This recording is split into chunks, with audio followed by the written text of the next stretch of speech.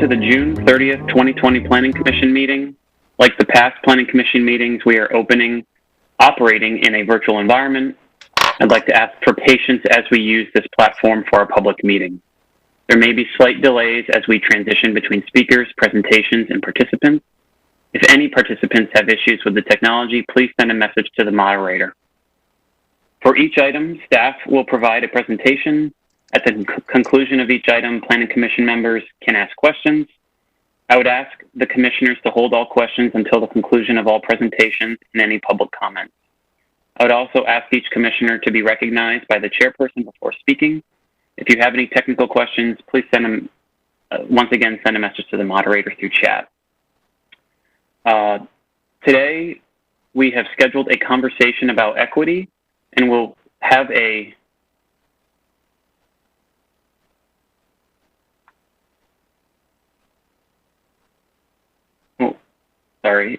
today we have scheduled, WebEx is talking to me. Today we have scheduled a conversation about equity, and we will have a special guest join at 10 a.m. We will pause our agenda and have this conversation.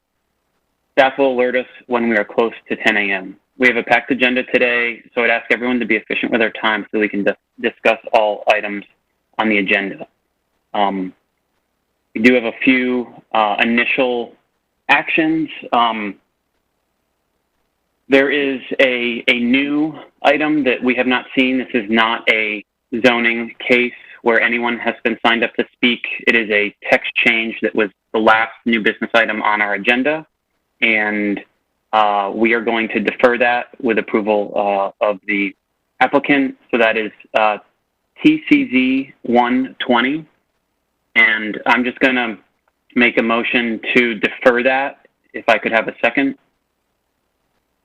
Second. Okay, and now we will go ahead and roll call with Janitha.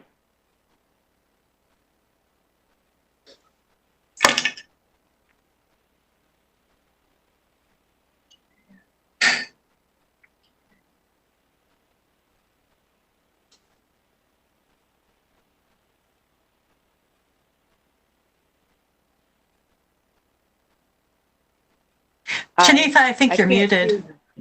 Yeah. May I clarify, is this, you said this is TC 120? TC 720. Okay, and the applicant wants to defer this? Actually, this is Travis. If I can clarify, this is item F in Frank 1 under new business.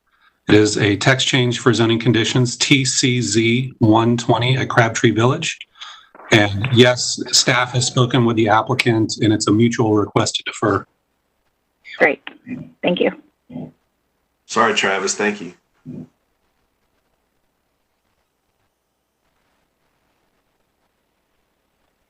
So I can't hear Shanita, but I'm assuming she's calling me, so aye.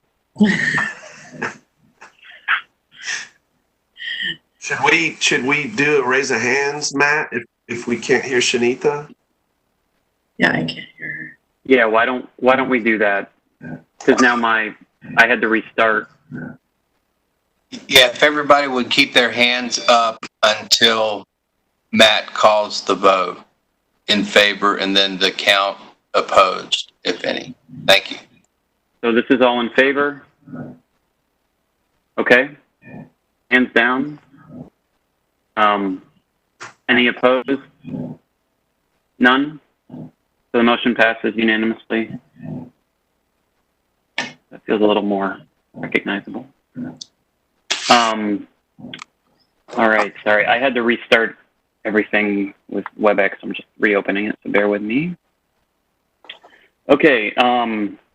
Also, we're moving on to the consent agenda. I did just want to give a quick update on expectations and hopes for us here on Planning Commission. I know that there are a lot of guests also on the phone. You know, the last few months have definitely been challenging, I think, for everyone in all aspects of life. It's not limited to here. And so I just did want to let everybody know that as things are continuing to not get better, we are going to most likely have to continue with this digital format, and we have held off on committee meetings because it is so much additional work and orchestration.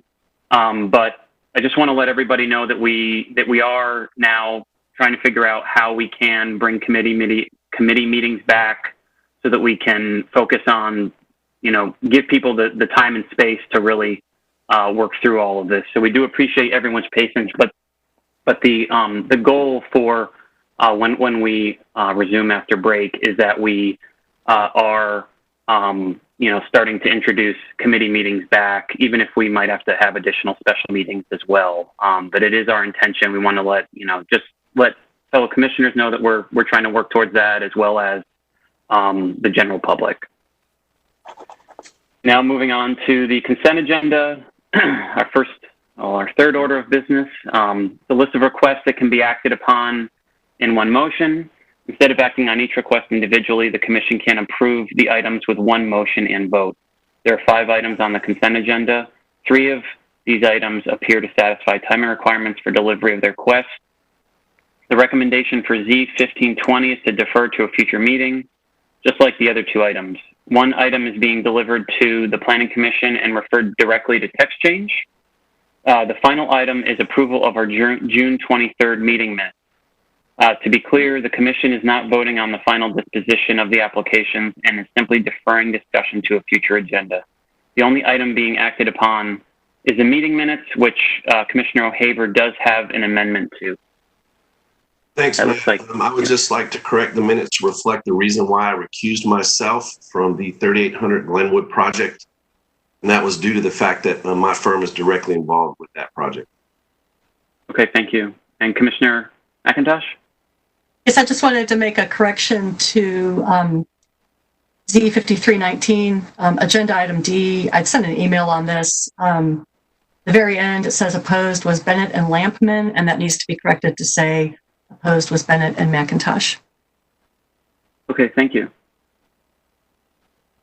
With those 2 updates on the record, I would like for a motion to approve the consent agenda.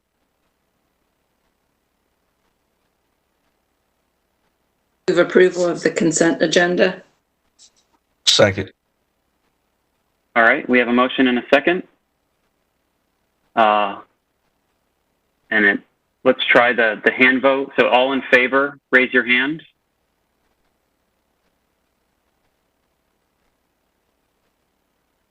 Okay. All opposed?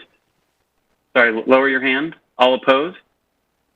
Okay, the vote passes unanimously.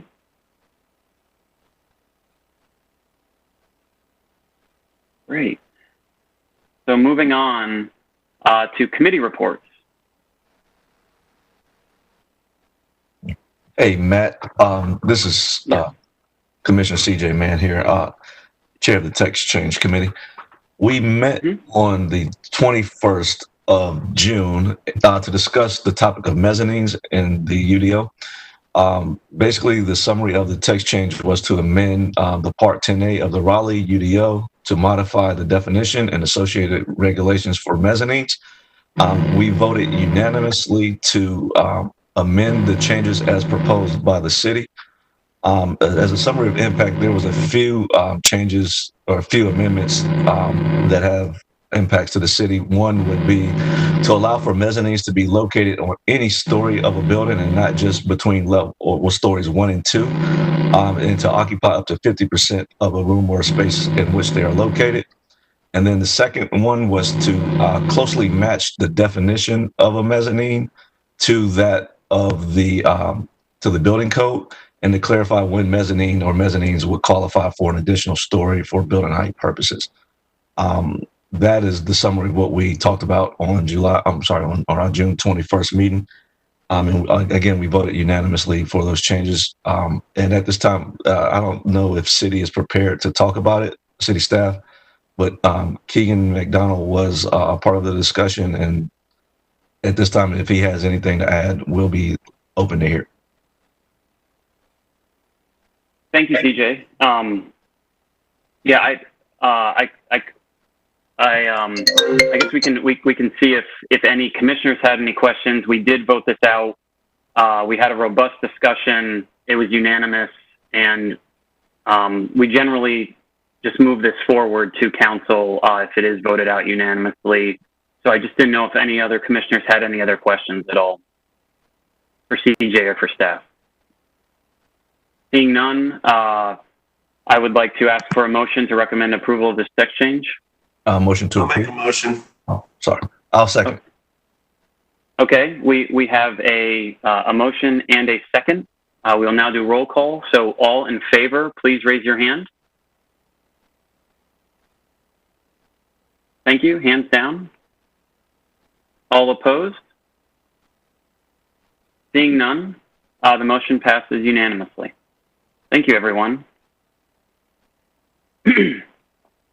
Okay, we'll now begin old business portion of the agenda. These are requests that have appeared on the planning agenda previously. We'll say the next case, we have been unable to hear the last two meetings, and just kind of want to thank the very patient individuals who have signed up to speak, both the applicant as well as the neighbors who have been diligently waiting for this. We recognize that this is unusual, and this is not usually how we work, but do appreciate your patience and sincere apologies for it taking till this meeting. So this is item E1, and it's case number Z820 Carolina Avenue. This is a request to rezone less than an acre of land from R4 to R10 conditional use. This request was included on the June 6th consent agenda and on the June 23rd meeting agenda and was not discussed. This is the first time the request has been presented and discussed. I would remind the speakers that there are 10 total minutes allotted to those in support and 10 total minutes for those opposed. Sarah Ellis will present on behalf of city staff.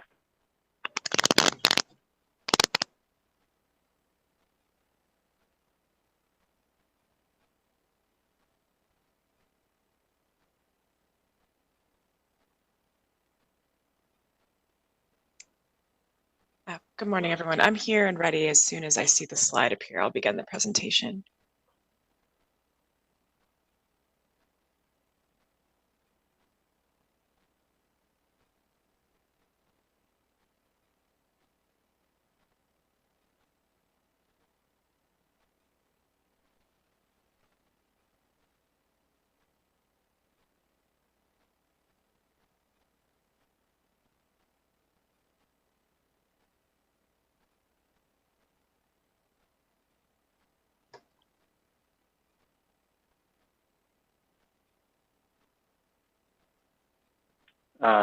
Ray or Travis, are we having technical difficulties or?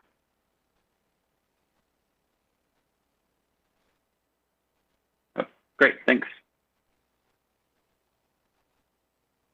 All right. Good morning, everyone. My name is Sarah Ellis. I'm the case planner for Z820.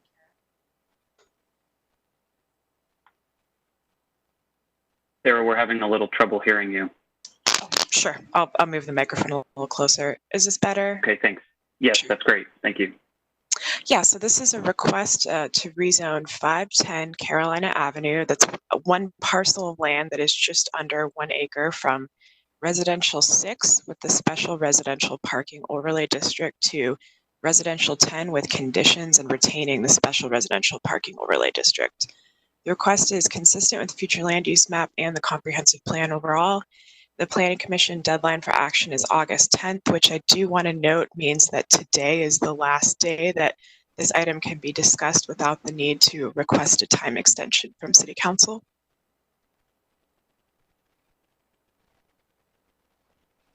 The site is located just a few hundred feet south of Western Boulevard in a predominantly residential neighborhood. As you can see around it, the areas to the east are generally low-density residential, which are characterized by mainly detached homes. The area to the immediate west of the site is moderate density residential, and that contains an apartment complex. As you go a little bit further to the west, there's some commercial where you see the Harris Teeter indicated.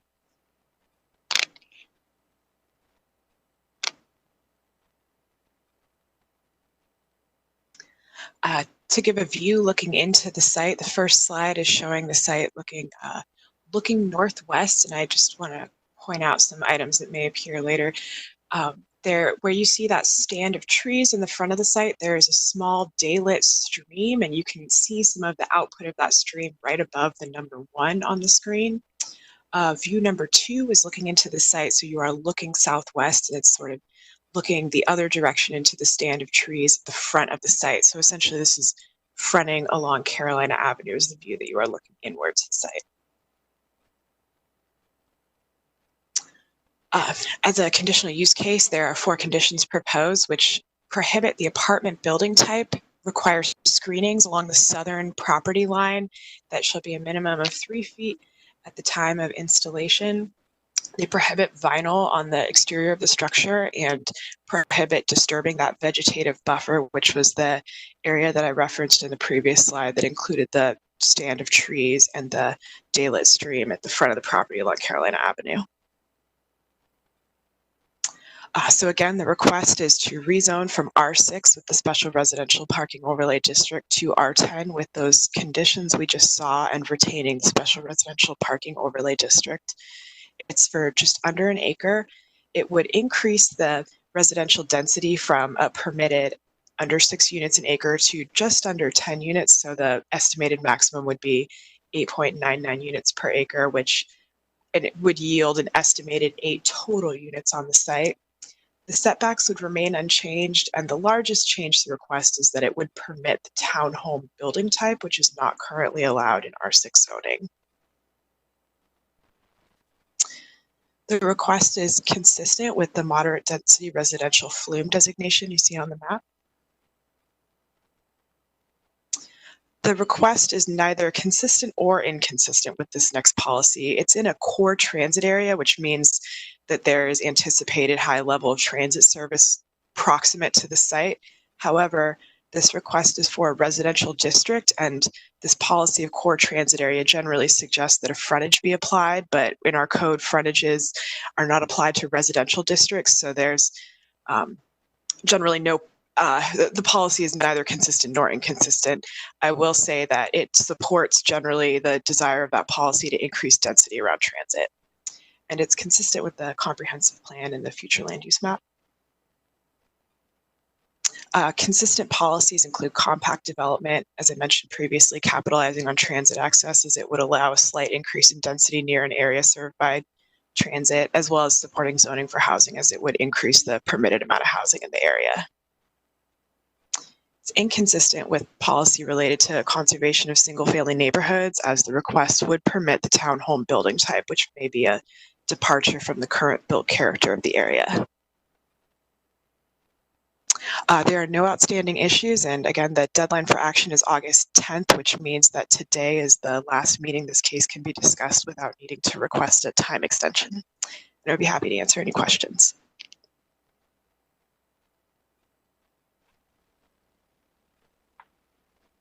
Okay, thank you, Sarah. Moving on to the applicant, Kenneth Haywood will present on behalf of the applicant. As a reminder, the applicant and all those in support have 10 minutes to speak. Once we pull up the presentation, if we have one, we will go ahead and start the clock. So, Kenneth, are you on the line here with us? I am, Mr. Chair. Thank you for hearing me, and members of the Planning Commission. We very much appreciate the opportunity to present this information to you, and I appreciate, Mr. Chair, your recognition of the fact that we've enjoyed watching and listening to you all for the last 2 meetings, and have been interested in seeing all the different things going on in the city of Raleigh. We hope that today's presentation will be much less complex and more straightforward in terms of rezoning request. I do have on the phone with me the property owner, Ron Garber, and also we have one of our consultants, retired architect, which many of you may know, Walter Davis, has also been consulting on this project with us as well. I wanted to let you know that it's important how we got to where we are today. Originally, the property owner was, since they by right had the ability to build 5 units, we're meeting with staff several months ago with regards to a site plan, and staff was mentioning to them that because this area is on the future land use map and comp plan moderate density residential, and they could therefore apply for rezoning of up to 8 units to review that. And so based on that, we have filed this rezoning application that would allow increasing the number of units from 5 to 8 within this moderate density residential area. As Sarah Ellis has mentioned to you, this rezoning request does meet the citywide adopted comprehensive plan and the land use map adopted by the council after significant public input.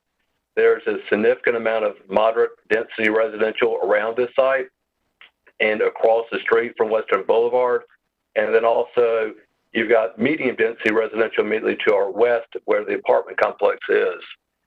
We believe that this rezoning application satisfies the interest of the city, that we want to encourage a more walkable city next to core transit areas. This is the opportunity for this commission.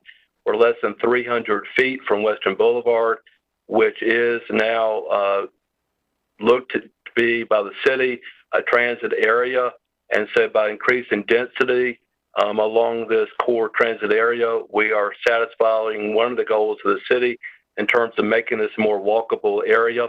The site is in close proximity to North Carolina State University as well as downtown. We also are able to afford more housing options by increasing what we could otherwise do as, say, a duplex with 5 units or more in terms of 2 duplexes to 8 units with a townhouse project. It is, as noted in the staff report, there are multiple benefits to the proposal and there are no identified detriments. It is consistent with the multiple different comprehensive plan policies, which you've heard about. We have received directly no comments from any neighbors that have any concerns regarding this rezoning. No one has reached out to the applicant or to the property owner, to me. And when we had the neighborhood meeting, there were very few people that attended, and those that did attend really were into just knowing what the project would be. I do have 3 slides I would like to see we could put up to be able to briefly go through. And while we're looking for those slides to come up so that I'm not, so I'm continuing to be cognizant of your time, I want to let you know that when you look at the site that Ms. Ellis presented, there's a heavy vegetated buffer along Carolina Avenue that shields the site. The current improvement is a significant distance away from the standpoint of the fact there is a stream there, and the riparian buffer would obviously not be disturbed with any new improvements. I'm not sure we're able to get the slides up or not, but I'll continue to talk. So with that buffer that we're talking about, we are preserving as one of the requirements the buffer that you see along Carolina Avenue. Mr. Haywood, the slides are up. Okay. Like, so you'll see a significant vegetated buffer there along Carolina Avenue, which will remain. Part of that we consider to be a riparian buffer, and that will continue to exist. You see a significant vegetated buffer to the north, and then also to the west where the apartment complex is. There's not so much of a buffer between us and to the south. So one of the conditions we're proposing is to be able to plant evergreen trees to have year-round foliage of either a holly or cypress type, so that we are providing some buffer to the property and to the south. They've not requested it, but we just put that in as a condition to try to be good neighbors in terms of working with them. The site is presently 24% impervious, and based on our calculations, we believe that that would change a modest impact to 35%. Based on what I understand, under R10, we could be allowed up to 65%, so it will be a significant decrease from what the impervious limits are. A lot of that because of, you see, the vegetative buffer I've been mentioning to you. And even though there is an apartment complex to the west of us, we again are adding a condition not to have any apartments to on this particular site. If we could go to the next slide, please. I'd like to address, we have met with Stormwater and Sarah Ellis to talk about this particular site. We've been told that there are no existing concerns that Stormwater has about this site that have been received by the city. I show up in here this topography and topographic map for you to understand how the elevations flow in this particular site. You'll see that where the current building is, it's at a 450. It goes down 10 feet to where the stream is at 440. So the property slopes down to the stream. But then as you see across the street, when you then go to the home, you're back up at 450 again. So we do not believe that there will be any concerns of any stormwater because, one, we have the stream to act as a buffer. We have Carolina Avenue as well to act as a buffer. But as important, from the lowest point of our property at 440 feet up across the street to the next house is 450. So since water doesn't flow uphill, you've got a 10-foot elevation change from Carolina Avenue and the stream up to the next home. So given the dramatic elevation change across the street, we do not see that there will be any concern of stormwater leaving this site and having any impact on the property owner across the street for those reasons. The next slide I would like to show you, and the final slide, is an indication that I've highlighted in yellow. Carolina Avenue is in a transition area because of all the reasons that we've already talked about. You'll see 2 doors down from us, there's already a duplex. And then I've highlighted other areas within Carolina Avenue that consist of multi-units on parcels of property. So we are by no means the first in terms of this area, in terms of multi-units. You see those on the slide moving south down Carolina Avenue. I wanted to just demonstrate that to you in terms of what we're looking for here. And so that is the last of the slides that I have to share with you. But we do request recommendation from the Planning Commission for approval to the City Council. We believe that this particular application follows what the city guidelines are in terms of looking to have density close to core transit areas. It's a modest increase by what we have as right from 5 units to 8 units for this project. We're glad to answer any questions if any you have, but I also realize, like in prior meetings, that if we can limit the conversation from the applicant, then you get more items on your agenda accomplished. And so I wanted to pause at that moment, answer any questions, and of course, if there's any time remaining, answer anything that members of the public may have. Okay, thank you, Mr. Haywood. I think we will pause and we will move on to the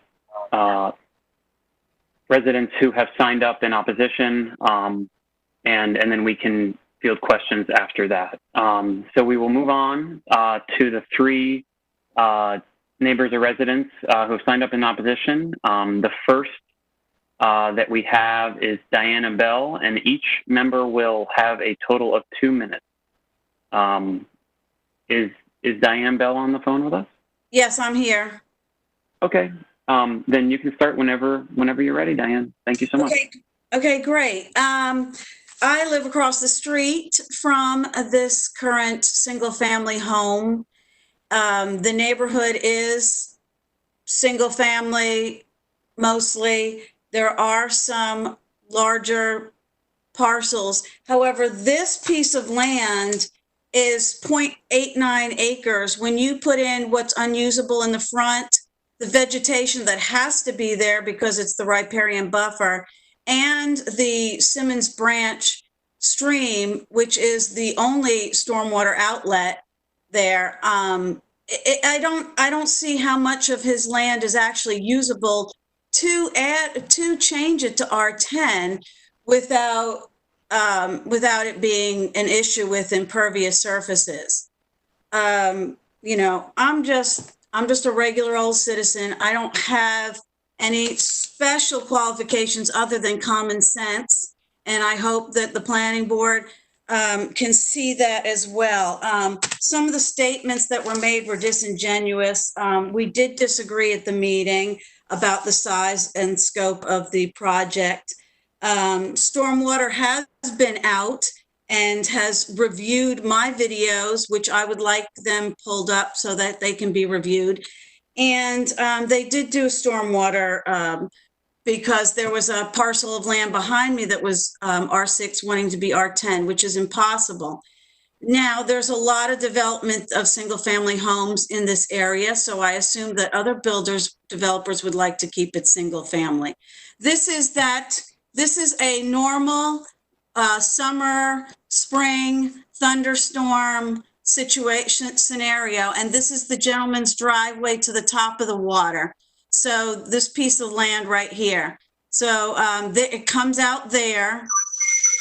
So we'll use this. This is a normal thunderstorm. This is not anything unusual, you know, like this is not hurricanes, which we do get in Raleigh. Time has expired. Oh gosh. Okay, so I had a few 10-second videos. If you wouldn't mind continuing and seeing how high it gets for a regular thunderstorm. This is the property on the other side, which is larger. The riparian way was buffer was removed by Ms. Bell. Anyway, okay. Yes, so you thank see you. there's flooding on the other side of Carolina Avenue. I think that this, I think that we all understand what we're seeing. Okay, thank you. So this was very helpful. Thank you. Mhm. The next person signed up to speak is Maria De Amelio. Hi, thank you for listening to our concerns regarding the rezoning of this property. I am concerned with now hearing this developer speak also that the city is telling him to apply for rezoning of the property because there's another property that's down the street that has told us at the neighborhood meeting that he was told by the city to rezone also. So I'm not sure why the city has deemed it that they should be telling people to buy, developers to buy in this neighborhood and rezone the property. It's R6. The map that was shown fails to show that there is R4 right off of that map is R4. The Avent West community which this is part of, right off the edge of it, was enacted so that it would remain R4. The traffic in the area is terrible. There's no sidewalks. And before the Planning Commission and the City Council starts to, or if the city is telling people to rezone it, well, then the city should be putting in sidewalks instead of just charging in lieu of fees for the sidewalk, because that's what's happening. We're just paying the sidewalk, paying for the sidewalk when it gets developed or subdivided, but the sidewalks aren't going in. And so the traffic is horrible. There's little feeder roads that are going to feed into that development that don't have, it's the only access to get in because Western Boulevard has the divider. I personally have a severely autistic son. I've lived in he's never known another house, and he runs out into the street, and I'm very concerned about the increase in traffic on my street. And if something should happen to him, I am, going to hold the city personally accountable for anything that should happen to him. Time has expired. I mean, there's no safety measures here. I know my time's up. Thank you very much for listening to us, and I hope. And we also don't have any. I don't know what's going on in the city council meeting with Sage Martin, because he's supposed to be our representative. Okay, thank you, Ms. De Amelio. We hear your concerns, and in addition to Ms. Bell's, and we will move on with Paul Houghton. Hi, how are you? I wanted to thank the commission for hearing us and taking time out of the busy schedule. I heard Mr. Kenneth in his statements of moving this from R6 to R10 and squeezing 8 units into a half-acre buildable lot. That's what is left over after you take out the riparian area. And I understand what he's trying to do is put multifamily there with a parking lot and use up 65% of impervious, which would add to the stormwater problem that is already there. He speaks about the houses that are across the street that are uphill, but there's plenty of houses that are downstream from him that he does not consider. One of them that already has a flooding problem on Ravenwood that this would add to it. And maybe it's just one lot, but as it moves on, more this would add to the future lots being zoned to R10. The multifamily that he speaks of down the street are all R6. So there's 6 units per acre. And there have been developments, single family, that have altered the requirements of R6 that I applaud that use of R6, where they have 35-foot road frontages instead of a 50-foot road frontage. So I'm not opposed to development. I'm opposed to this going to R10. To put 5 houses onto a half-acre lot is essentially R10. And he could fit them in there with a 35-foot road frontage and work with the city to have to modify the requirements and still fit the requirements of a 35% impervious and protect the watershed. This is a walkable city, and I hear him saying that, but he's not trying to keep it that way by bringing in R10 to our neighborhood. My time is up. No? Yes, the time has expired. Okay. All right. Thank you so much.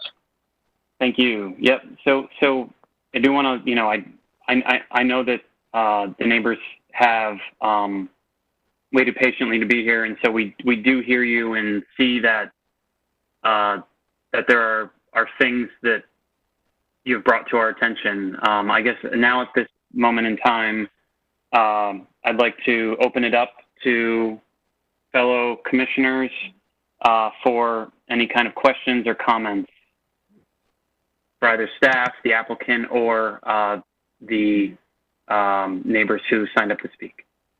Yes, Commissioner Fox. Is there anybody from Stormwater available to address some of the concerns that were raised? Yes, this is Ben Brown from Stormwater Management. Good morning. Yes, we have spoken with those neighbors that are on the other side of Carolina Avenue, and with a previous rezoning case that was actually upstream of those neighbors that actually didn't end up passing. There were stormwater conditions put on for that. As far as the riparian buffer that's in this area or in this lot, they are good to keep that, and that's where we've seen most of the flooding be kept to. As far as the impervious area, without any condition, they are going to. Pulling up my agenda. They're going to R.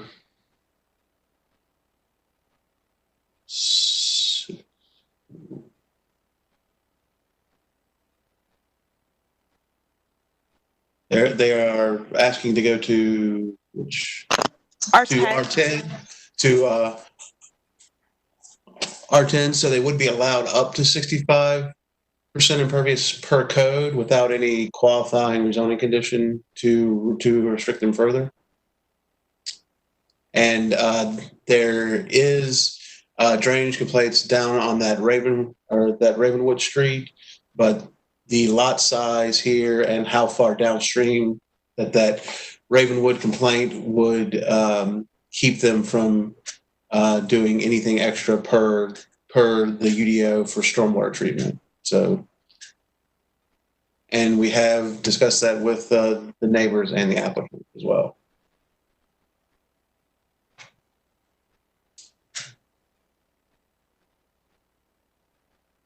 Okay, thank you. Yes, Commissioner O'Haver?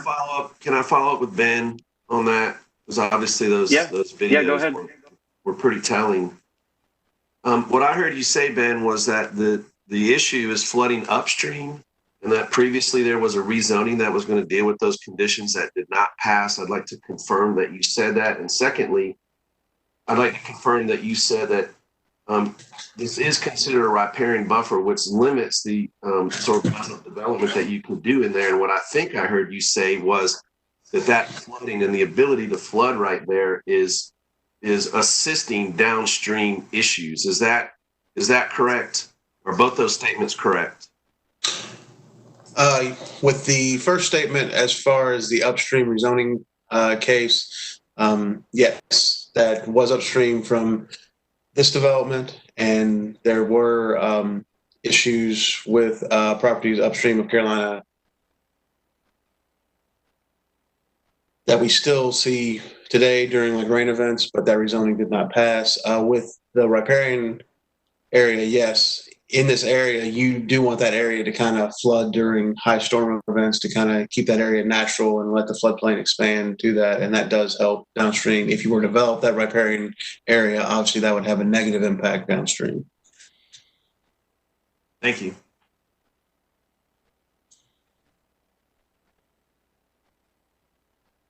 Thank you. Any other questions? Yes, Commissioner Lampman. I have a question or a couple questions for the applicant. One is, what is the net developable area that you show? And then did I hear you correctly that you were only going to have 35% impervious construction? I couldn't remember if you said that or not.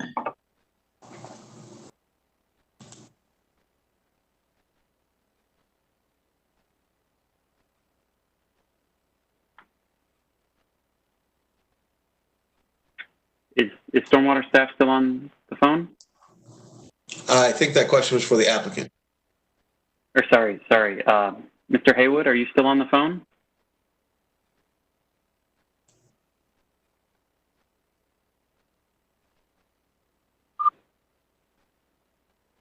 Mr. Chair, can you hear me? Yes. Okay. All right. What I was saying to Commissioner Lattman's comments were that one of the conditions is that we are prohibiting the disturbance of the vegetative buffer, so that riparian area is being preserved as one of our conditions. It's a riparian buffer area anyway, so by state law, we're not able to disturb it as well. And then in terms of your question, I don't know whether we've gotten to the point. We obviously have not gotten to the point yet of a site plan to make exact calculations of what the pervious versus impervious calculations will be. I will ask Mr. Walter Davis, who's on the phone, whether he has any additional comments he wants to add and to address your specific question.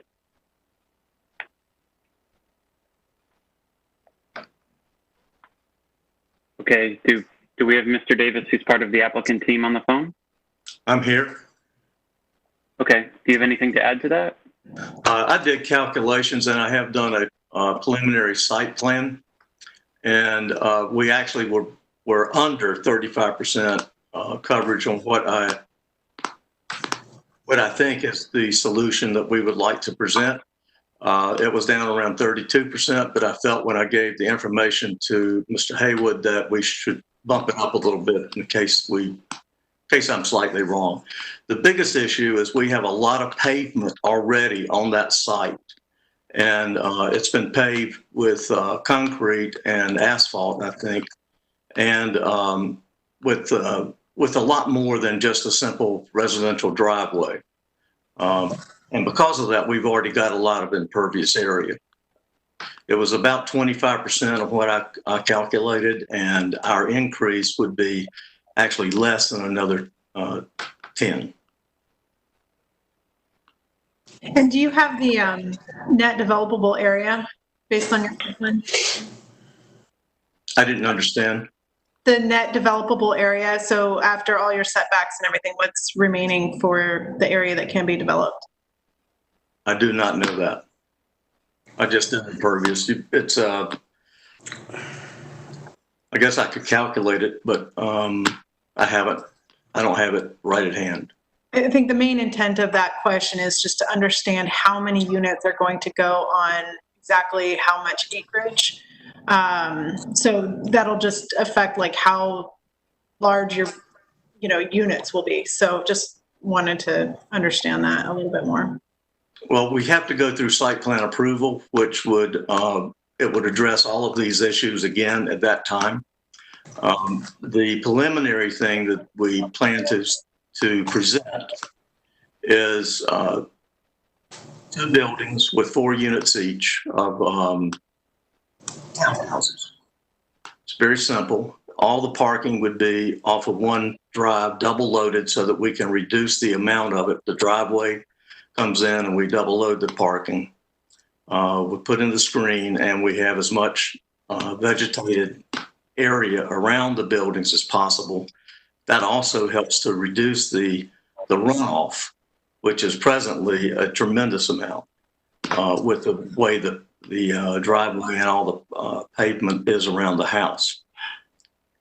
There are possible ways to mitigate it even further with the way the site plan will be done. We've hired George Finch, Boney & Associates. They're both landscape architects and engineers who would work with us on that to hopefully give us a very good project. I've worked with George for years and we've had great successes in the past. Okay, thank you. Commissioner Miller. Thank you. I wanted to sort of summarize some of the things that we have heard here. There are, so for this particular project, it's a relatively small project. It's 0.89 acres. We're increasing the number of units from 5 to 8, and including the townhome building type. And the stormwater and impervious surface limitation is essentially being increased from 24 to 35% due to the other limitations on this site. So this is a pretty small project. But that being said, this area, it sounds like, has already existing stormwater and traffic issues for the neighbors. And, we've seen cases like this quite a bit lately where the staff report specifically says that this project will have little to no impact. I mean, on traffic, it's 2 to 3 trips at peak times. So essentially no traffic impact. And the stormwater report says that there is no impact on the existing.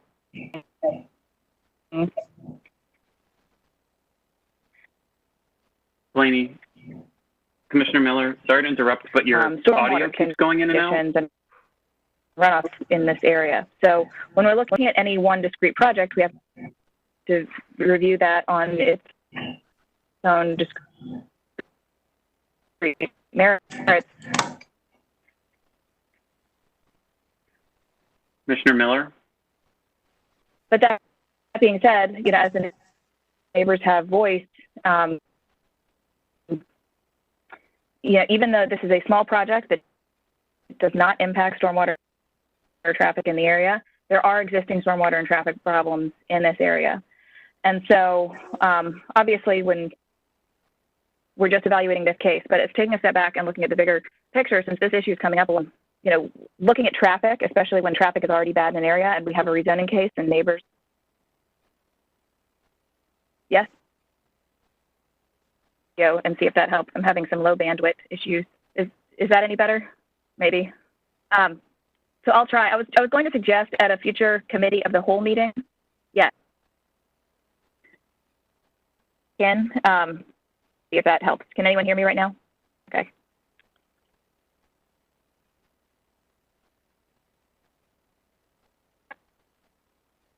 Matt, can anyone hear me right now? In? Am I gone?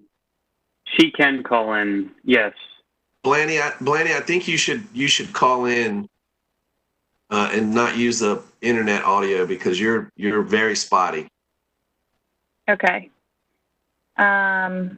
We can hear you clearly now. Okay, perfect. I'll keep the video off. I'll try to, if this messes up, then you can move on. And I will just try to call in. Oh, here's the phone number right now. So I was going to suggest at and let me try this. Welcome to WebEx. And I do want to just let everyone know that we have about 6 minutes until we have our special presentation in the morning, and we do have a hard stop out of respect to the speaker.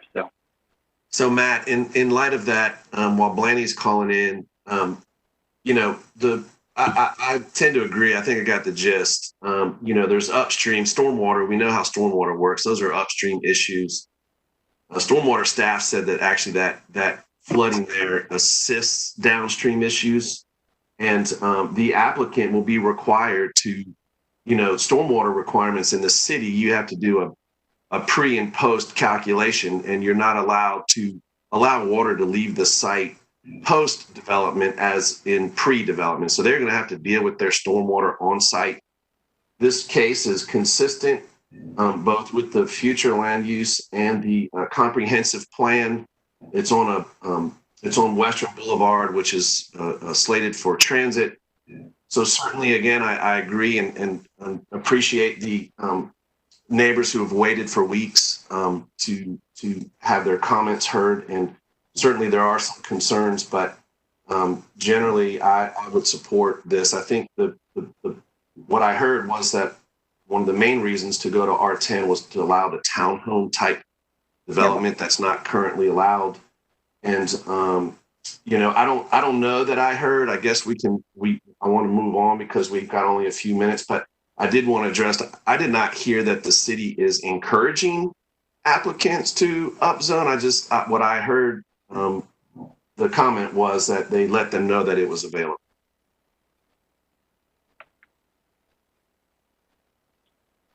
Okay, so that is a motion on the table. Commissioner Hicks? Oh, I had a comment. So there is a motion on the table. Is there a second? We'll then have discussion if there's a second. Was that an official motion? No. Oh, sorry for hearing that incorrectly. I just said I'm generally in support, just to let the other commissioners know. Okay. My apologies. I'm having a little bit of in and out on my side as well. So Commissioner Hicks, a comment? Yes. So I think I'm generally in support of this case, but I do have a few questions. One, I'd like to see a little more specificity on the type and spacing of the vegetation that they're proposing to provide. And I think in the report there was a suggestion that would be useful to bring it more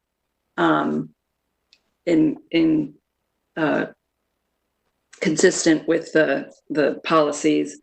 And then additionally, I have a question. I don't know if someone's here from transportation, but it would be helpful just to get a quick understanding of what can be done about the traffic. Are there plans to put sidewalks in this area or anything, any plans in the near future to somehow alleviate traffic in this area?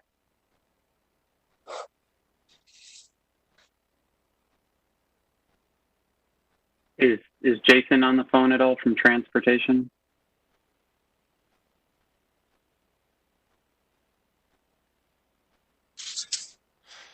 Hello? Yes, Jason, go ahead. There, I was waiting to be unmuted. To answer your question, there aren't specific transportation projects directly in front of this area, but the city is studying bus rapid transit.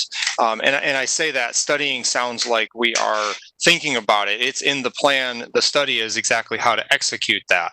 And so there is an expectation, I think, through the preliminary parts of that planning that there will be a BRT station very near the intersection of Jones, Franklin, and Western Boulevard, which I believe is maybe about a quarter mile from this site. Approximately that wide. Sidewalks on a street like this can be installed by petition, and development of them requires it, though, as one of the people in the public mentioned, sometimes when there's a very short segment and it's not connected to anything, the city accepts a fee in lieu. I think we're doing that less and less now than we had in years past. But I will cut my comments off now because I see that it is 10 o'clock and we can resume afterwards. One final comment by Commissioner Miller.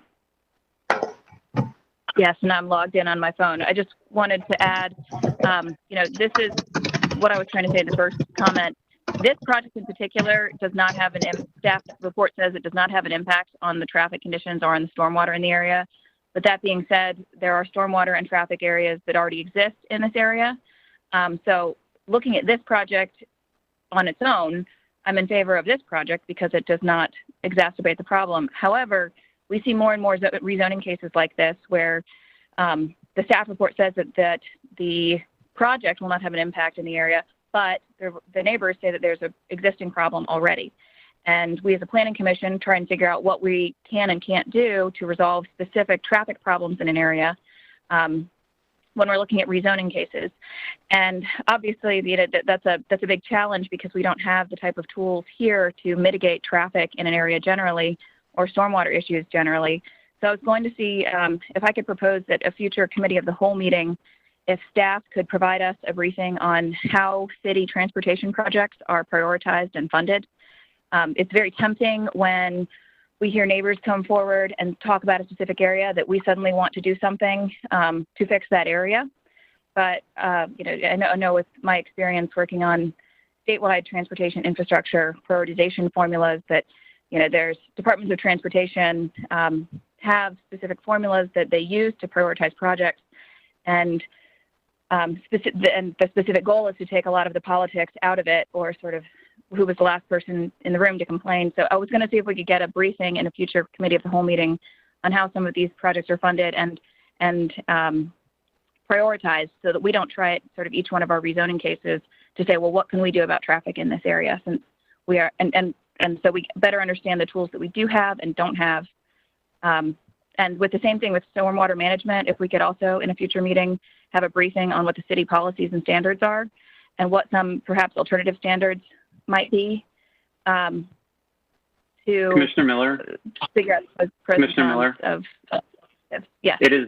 It's now 10 o'clock, so we have a hard stop. Oh, yes, didn't see the time. And so we were unable to finish that. I'm going to turn it over to Travis.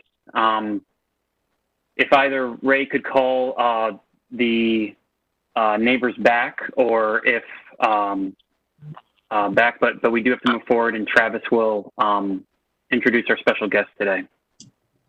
Thank you so much. And just for the benefit of all of the attendees on the meeting today, we've got Dr. Caesar joining us to have a quick conversation about equity. And this was something that was discussed in a few previous Planning Commission meetings at the beginning of June. So it's my pleasure to introduce Dr. Caesar. She is the Executive Director for the city's Office of Human Relations, which is a brand new office in the city. She is not new to the city, however. She was formerly in the Housing and Neighborhoods Department. The city has been participating in equity training for some time now. We started last fall, and we have a cohort of staff members who are participating in the Governmental Alliance for Racial Equity. We call it the GARE training, G-A-R-E. There are 20 citywide folks participating in this effort, 6 of which are coming from the city's planning department, which is entirely exciting to us. Last week, Dr. Caesar moderated a panel or a town hall discussion for city employees, which was invigorating and enlightening. And I think a lot of staff members took a lot out of that. So without further ado, I would like to introduce Dr. Audrey Caesar. She's going to give you just some background information on her efforts as she transitions into the new office and speaks about what she's been up to. She does have to leave at 10:30, so I would note that this is not the only time we'll have this discussion. This is the beginning of the conversation for us, and we will continue the conversation at some point in some venue. So with that, here's Dr. Caesar. Good morning, everyone. I am excited to be here. I want to thank Travis and Kenneth for inviting me.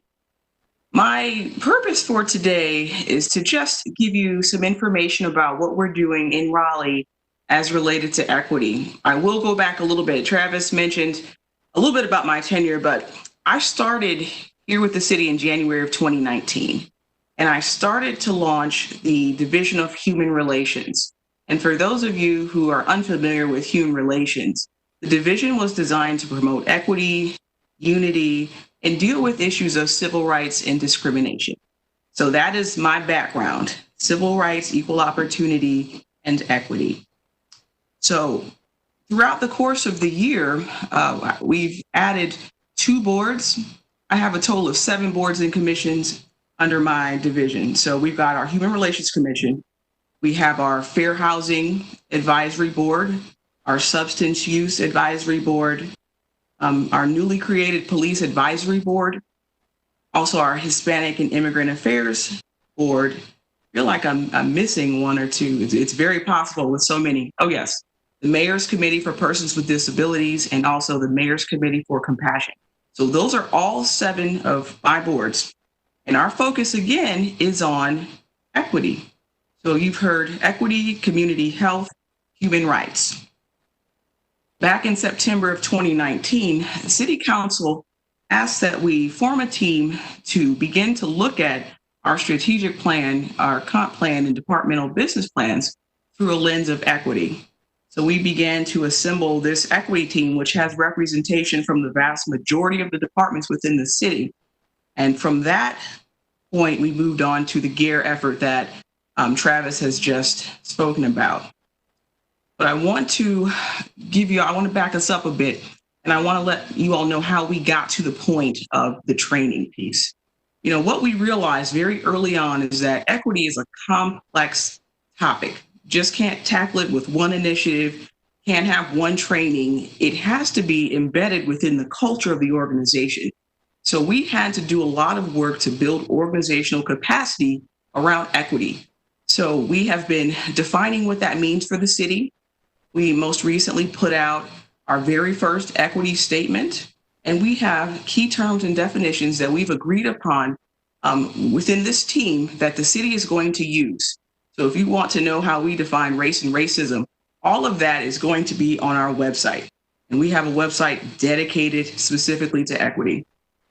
So throughout the course of the 8 months, because that's about how long it's been since we convened this team, we then started looking at what types of tools and resources can we use. It's very easy to say we want to assess everything through a lens of equity, but what does that really mean?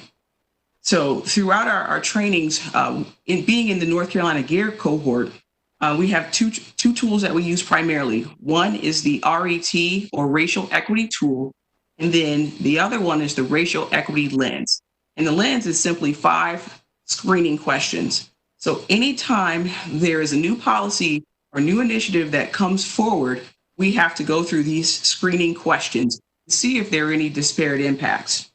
Now, we haven't implemented that yet. We've just gotten to the point where we have designated these 2 tools. And then there is the larger scale Racial Equity Tool, which is to be done annually. Those are the first 2 ways that we are going to begin to measure equity. Third thing is we're going to create a dashboard. Every department at some level will have a metric or a set of metrics that we look at annually to see if we're moving the needle forward. And if we're not, we need to evaluate and make some changes. All of these things are set up so that we can now have a structured process of reviewing for equity, but that is just for our policies. Now, in terms of the people, staff, our city manager has required equity training. So my team in the Office of Equity and Inclusion is working closely with HR, Human Resources, and also the equity team to come up with something that reflects the city of Raleigh and also gives the fundamental baseline that we need to start having these conversations. A lot of folks on the team initially, when we got started, they said, oh, we want to start doing something. What we realized is folks didn't have the foundation. And you all know what happens. You start having conversations without a foundation, without a facilitator, without structure. Emotions happen. You know, we don't get anything done. We spend time focusing on individual issues instead of looking at structural and institutional issues that have led us to this point. So there's a lot of work that we have to do internally in terms of bringing staff up to the level. And so I guess it's tomorrow, July 1st, we're officially launching this Office of Equity Inclusion. So the Human Relations Division that I started last year will now be folded up underneath this office. And it'll be a part of the work that we do. So the Office of Equity Inclusion is going to be charged with developing an equity plan. So we'll use this equity team. We're going to bring in some other areas that weren't included in the initial process. And then this group is going to focus on training the trainer. We will essentially be training folks in every department to tackle these issues of social justice, community health, and racism within the community and within our organization specifically. All of these equity-related assessments that I just described, this team will be the team to administer and track this information. We have a lot of work ahead of us, but we are very proud at how we have started. When we created the equity statement, that was a big step for Raleigh. Raleigh has never had an equity statement that says who we are going to be in relation to racial and ethnic disparities and how we're going to handle systemic injustices that happen. So one of the things that you'll be seeing, I won't say immediately, but very soon, is a racial equity plan. And the plan is going to outline everything that we are going to do within the next 1 to 2 years to move the needle. We're going to have very specific outcome measures so that we can hold ourselves accountable and so that the community can hold us accountable. And so that's where we are. And I'm excited because I just look and it's like tomorrow is July 1st.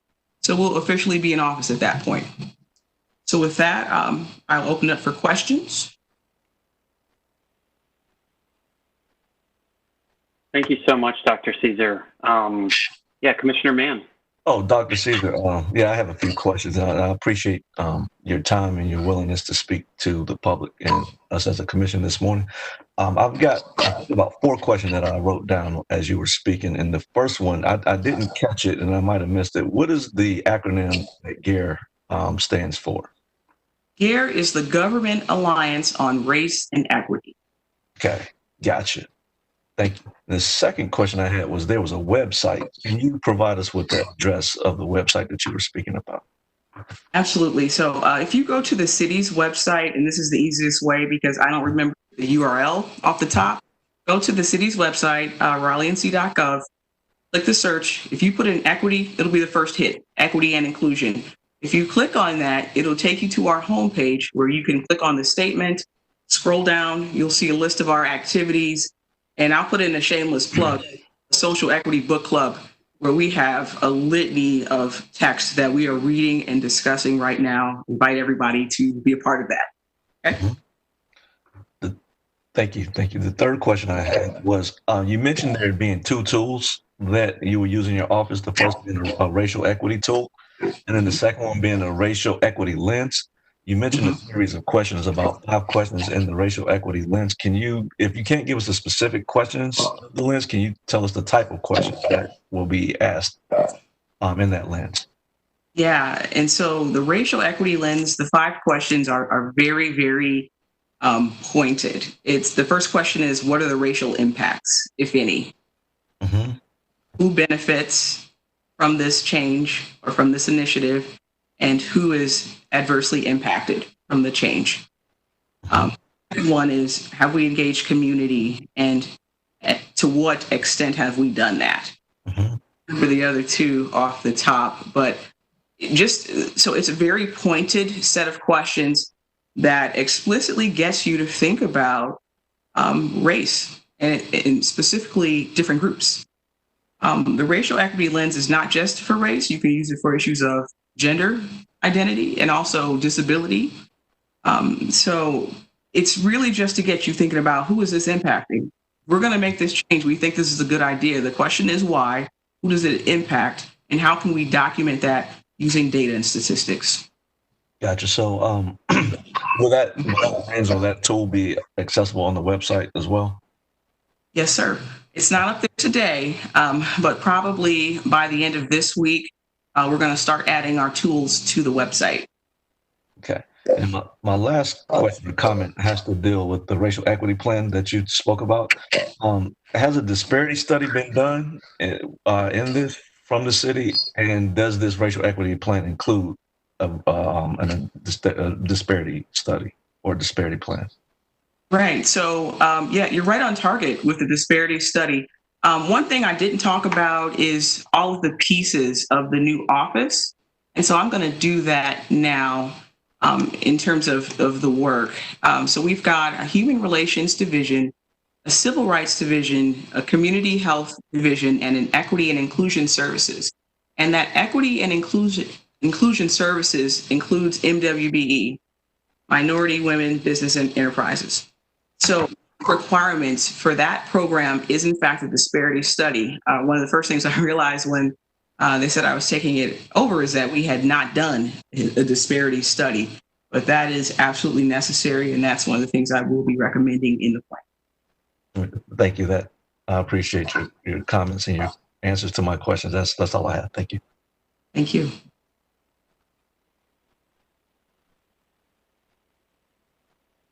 Okay, I don't see Matt, so I'm just going to go.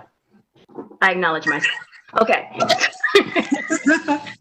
Sorry, How are you? I'm having issues. We can just keep it open. Sorry about that. No problem. Great to see you again, and I'm very excited about the work that you're doing. My question is, and I heard the questions that you asked, the Commissioner Mann asked the questions that we can look at, and some of your answers were, who are the people who will be impacted, who were positively impacted, negatively impacted. Those are great questions, but I'm thinking as we look at planning, how we're looking more so, it's very specific, it's very local as we're looking at, like, say, the zonings or whatever changes are happening. They seem to be very specific. So what questions can we ask that are not necessarily specific to one area? For instance, if we're talking about what's the benefit housing, who's going to benefit the local population, but what is a question that we can ask, or maybe 2 or 3 questions we can ask that when we're looking at it in terms of equity that has the lens across the city, that is not just the specificity of this location, but looking at this globally and its impact to all of Raleigh and her residents?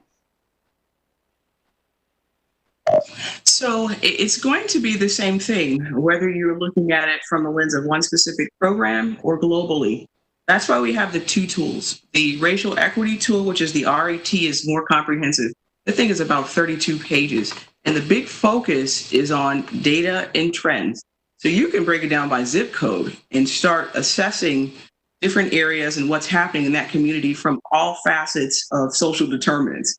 So if you want to look at development, you can. If you want to look at housing and education, so you can get a collective picture of what's happening.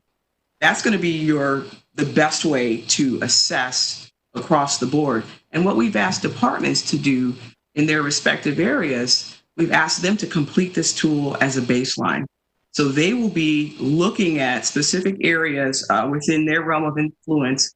Like I worked with housing and neighborhoods, so that's what they've completed. So code enforcement has done this racial and equity tool. Community development has done this tool. We know that planning and development services has done this tool. Human resources has done this tool. So it is comprehensive. I believe it will make more sense and it'll answer your question with specificity when you can see it. When you can see the actual questions and say, this applies, we can apply this. It's all going to be out there. One of the things I will put this caution out there to everyone is that we do require training. We're putting it out there so that the public knows exactly what we're using, but we will be training folks internally on how to effectively use the tool. And I think that's probably the biggest piece, is effectively using the tool. And so at some point, hopefully we'll have opportunities for boards and commissions. I don't know for sure. That's something that council would have to approve. But again, you all will have access to the same information that staff will be using in terms of making these assessments. I think that we can just have kind of an open conversation here. Yeah, go for it if you have any questions. Great. Can you guys hear me on my phone? Yeah. You can hear me? Yes. Okay, great. For the record, I'm sorry to interrupt. Raleigh's history. Yep. I'm sorry to interrupt, but for the record, if we're going to have an open discussion, please identify yourself before you share your remarks and questions. I'm sorry, this was David Clark. Thank you. It's Commissioner Miller. I was going to say, in Raleigh's history, like many cities throughout the United States, there were specific laws in place, with whether they were neighborhood rules or zoning laws, that specifically the goal was to have racial and economic segregation across the city. And the legacy of that still continues with a lot of the disparate impacts of our previous zoning histories. And still, some of the buzzwords that we hear when we're talking about some of these rezoning cases sort of hearken from some of that in the past. And would love to do a review of our existing UDO and zoning laws, looking through that racial equity lens, or with the use of some kind of metrics or tools, so that we know specifically sort of what some of those past policies are, what are the current zoning rules that lead to more racial and economic segregation throughout our city, and continue to limit access to disparate groups in terms of good education and other community resources. Is that something that your group will be looking at specifically? A history. Oh, can you hear me? Everybody hear me now? Okay, sorry, the muting is the thing. I will say one of the things we started with our GARE team is looking at the history, specifically the racial history in Raleigh. So we've created a timeline of sorts that identifies different events and different changes that had disparate impacts going through across all the things that you mentioned. Now, in terms of doing this type of work, that's a huge and massive project to look at all of those pieces. It's really not in the scope of my office per se. But again, working with departments and working with this board and other boards, there's possible to do small pieces of that. And so I will leave it there. It would be just impossible to do across the board all the things that you've named. And it would take at least a few years to look at all that in depth. And using a validated tool, it would still be that long. What I recommend is working with your department and working within your group to decide what small piece do you want within that. Sure. And some of the themes that come up regularly are maybe we could ourselves use some training on what some of the key concerns and terms might be, that even if the certainly the goal and intent of the people bringing the concerns today are not intentionally creating a disparate impact. When we talk about things like neighborhood character, or pushing for detached single family homes and only wanting those in a certain area, sort of so that we and other policies and practices, so that we can be aware of the impacts of some of these issues, because especially on some of the broader themes that continuously come up in some of our opposition to some of these zoning cases.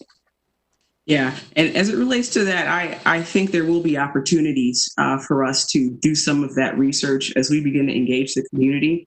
Right now, we have a consultant that's working with our community engagement department, and they're looking to find probably a better plan and better methodology for engaging folks. And I would say that from my office, we are going to be doing some work around some of that training. So you can expect that in the community. So you all can be a part of that training once that is developed and made available.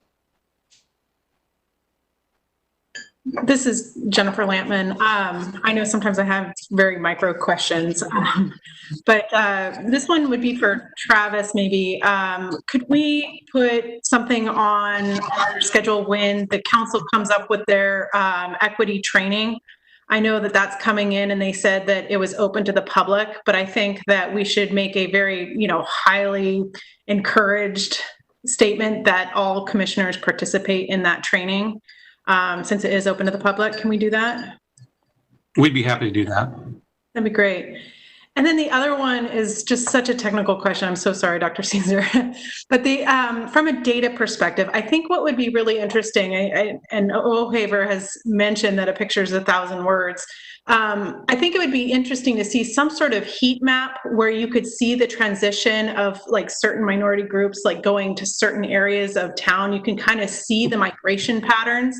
I think that might be really interesting to see kind of what is going on in the city from, a city outlay and where people are living. I think that might be, and also if you include other things like, financial wherewithal and that sort of thing. I think that would be interesting to see it in a heat map where you can see it as a time lapse. I think that's just, very technical, but suggestion. Yeah. I'll go ahead.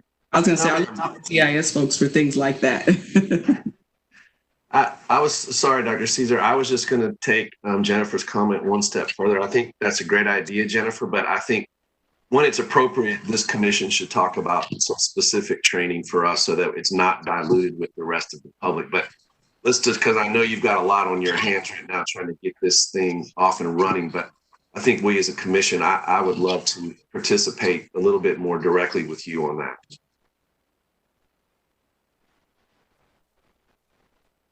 Okay, this is Commissioner Winters.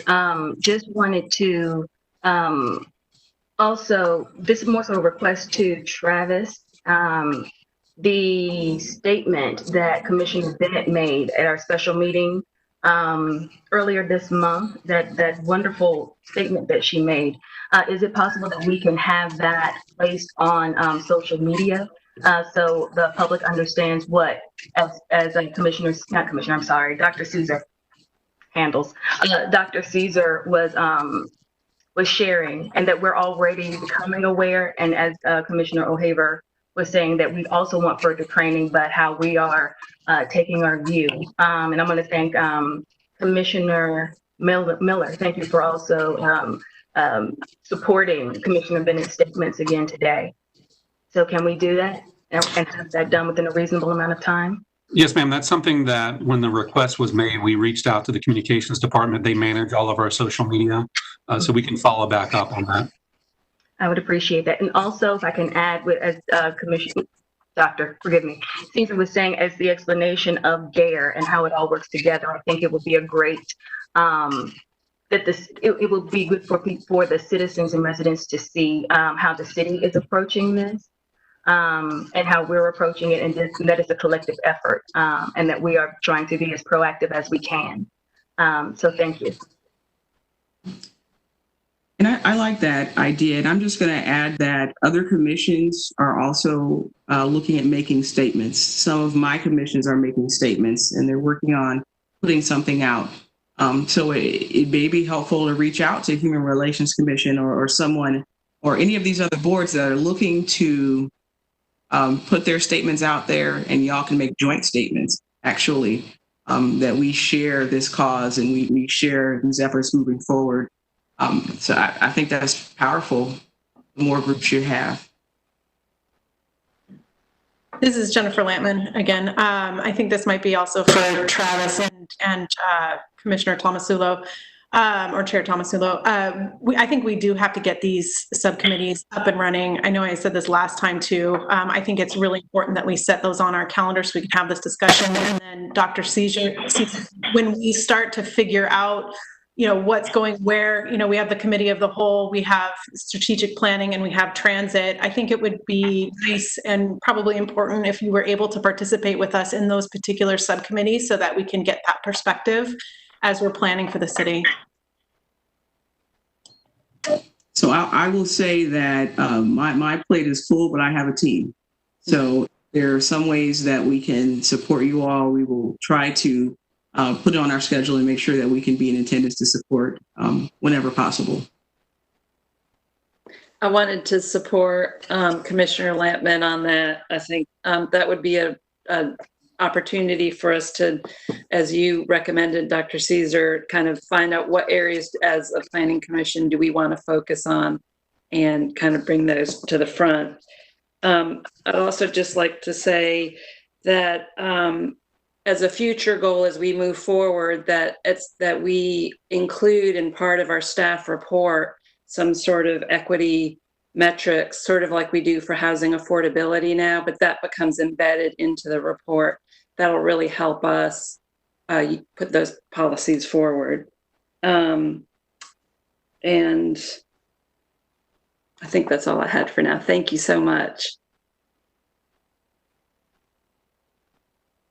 All right, thank you, everybody. Thank you, Dr. Caesar. This is really great. We really, really value your time. I know that we all know that you've been, working so hard on this for a very long time, and it's exciting. That sounds like tomorrow is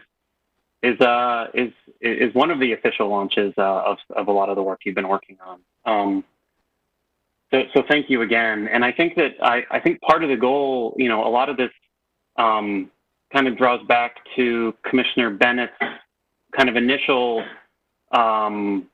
request to reevaluate kind of what we're doing through an equity lens and how we're doing it, and even reevaluating some of elements of the comp plan and things. So it sounds like you've really helped us position kind of next steps for action. And I just kind of wanted to open it up to commissioners as like an actual action step after this. It sounds like we have a little bit more guidance. It sounds like we're going to have support both digitally as well as through personnel and staff and experts going forward. And just was curious, it sounds like Commissioner Lampman was thinking that one of the committees seems like a great place to put this. I think it also could be great to make some sort of statement or motion today to council to just say that we're going to work on this. I don't know if that's required. I don't think it is. I'm seeing maybe some questions. Maybe we just put it right into committee, not asking for permission, but just letting them know that we are going to be working on this. But I'm happy to entertain any formal suggestions, whether it's to a committee or yes, Commissioner Winters. Well, just to get clarity, I thought at the last meeting we were getting clarity that a statement would be made about this work. And I think there's been, I just want to make sure that if it has been made, or well, if it hasn't been made, what we need to do to address that, because I thought that's what we said last week. And I'm so excited that you are excited as well. And I'm very excited, for lack of a better word, that we are being meaningful, and that we are restating again for continued awareness. I just want so how do we move forward and that we're clear on how to proceed, and then we can reference that within documentation going forward to trace it. Yeah, no, thank you. I mean, I think some of it is I'm still getting used to the formality of this stuff, and so perhaps Travis might have. I don't know if we're legally bound to do anything, or if we can just ourselves as a body, move the discussion in some of the actual action items. Kind of almost, I'd say, in my mind, I think that we can collectively be working on a statement that I don't feel like we necessarily need a committee to do that. Or, yep. Thank you all for having me. I am signing off now, and we'll probably see each other in the near future. Dr. Caesar. Thank you. Look forward. Thank you so much. Thank you, Dr. Caesar. Hey, Matt. Yes. I agree with Commissioner Winters, and it seems like the committee, I would hate to put it in a subcommittee that we're not all engaged in. So it would make sense to me that we would start out with the committee of the whole, so that make sure that we're all engaged. And Travis can advise us on legally, but I think we have talked a couple times now about making a statement. And so I think we should do that. And I would like to suggest that we move it to the committee of the whole so that at least initially we're all engaged in that. Okay. Sure. I'd be happy to add some context here. I appreciate the conversation. This is obviously something that's worthwhile and very important. And I imagine we could spend a lot of time talking about this, and we likely will in different forums. So to answer your question, if the commissioner, if the body wants to have a discussion on a topic, that's fair game. You can refer that to one of your subcommittees. I might suggest that you place it in committee of the whole so everyone has the benefit of participating. When we get to a point where we start to really examine our work product, and so that might mean changes to our zoning staff report, changes to the zoning code, changes to the comprehensive plan, those are things that we would want to elevate to the city council and ask their permission to do that work. So having the conversation is fine. Once we cross the bridge and start actually working on a product is when we would need to elevate that to the city council. And what we can do as part of our report of the Planning Commission at next week's city council meeting is just let them know that we're having this conversation so they're aware of it. And they can provide any context or feedback for us if they wish. But then we can have the conversations in committee as we move forward. I would note that staff has already anticipated this workload from a very specific standpoint. We've begun to look at the comprehensive plan language through the lens of equity and inclusion. And so that might be a good jumping off point for us to really focus our attention as we move forward. So again, this is not the only time that we're going to have this discussion. I expect that we're going to have it for many other meetings as we move forward. Great. Thank you, Travis. That's what I was looking for. So it sounds like we have a motion by Commissioner O'Haver, and it sounded like a second from Commissioner Winters. So I think we're ready to vote on moving this to Committee of the Whole, if everyone would raise their hand. All right, hands down. That was unanimous, so we will move that to Committee of the Whole. And you know, I think it comes at a time where we have a little bit of a you know, without a few meetings over the next few months or over the next few weeks, it will allow us to connect directly and both internally as well as with staff to really hit the ground running, I think. So excited about that. Thank you, everybody. And thanks again to Dr. Caesar for her time today. One final comment, Commissioner Fox?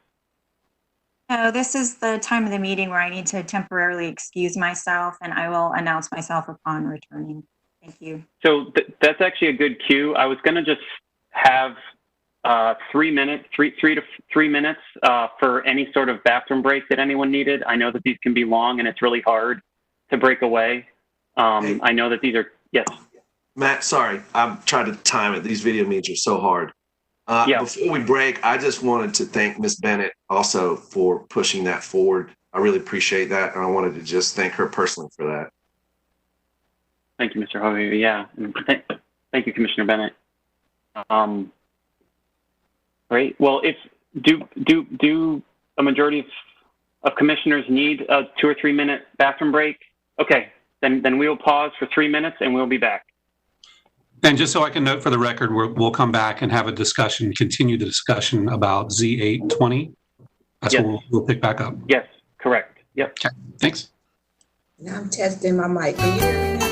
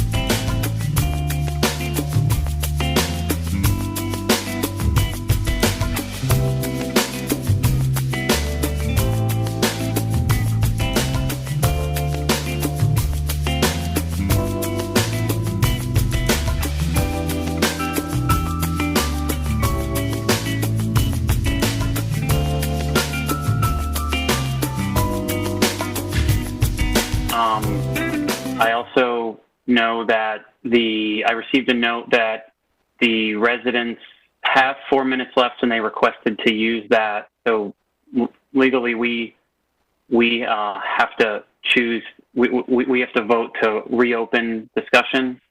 So I did want to just present those in here if anyone had any thoughts or feedback on that. Commissioner McIntosh? I support hearing more from the neighbors. Okay, then let's go ahead and just vote on reopening that.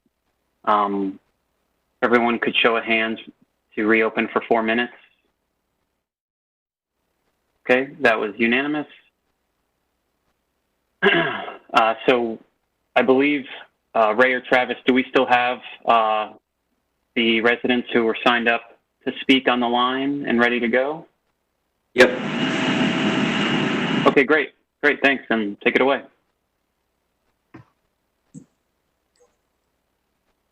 Hello? Diane, you're unmuted. Oh, okay. So I would request that the applicant answer Ms. Lampman's question because I believe that they've had enough time to calculate that math. I wouldn't, but I'm sure they're professionals and then maybe they could. The second thing I'd like to say is that we're not all single family on this street. We are very diverse and we have multifamilies on this street and it's all been done very well R6. We have a very lovely neighborhood as it is now and we enjoy our neighbors, immigrants, people of color, and it's a lovely neighborhood and I'd like to keep it that way. I think putting R10 and making one block of, so multi-unit, I think it would change the character of the street as it is right now. And especially during COVID, so many people out walking their dogs. We've gotten to meet our neighbors more. And it's just everything, I see my students on my street. I just enjoy the street the way it is now. I can defer to another neighbor if necessary, if they need it. I just wanted to make that point. Okay, thank you. Do we have another resident? There's about a minute 30 left. There's two remaining. Maria, did you have anything additional to add?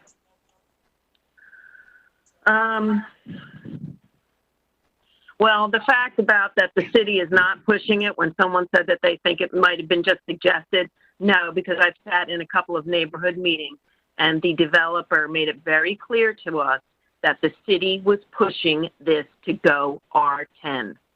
And do not discount what I just said. That was what was in the meeting, and there were several other neighbors in the meeting that actually are on this call also, plus other people that were in that meeting. And it was not for this property. It was for another property that you are going to be discussing soon. So do not discount that. I will give Charles Houghton a chance to speak. Okay, thank you. The final presentation. Thank you, Ben. Matt, if I could, before we let the next person go, if I could, Matt, I apologize, Maria. I did not mean to discount your comment. I just was stating what I thought I heard. So I apologize for that. That was not my intention. I just want to make that clear. So I'm sorry about that. Okay, thank you. The next resident. Yes, this is Charles Houghton again. Thank you again for hearing me. In regard to this neighborhood, it is a walking neighborhood, and it's a landlocked street. There's no access to this street because it's landlocked by the highway or by the shopping centers. It's not. It is accessible from Western Boulevard and then from neighborhood feeder streets. And again, many of these feeder streets do not have sidewalks. People walk this neighborhood. I've lived in this neighborhood since '95, and people walk this neighborhood.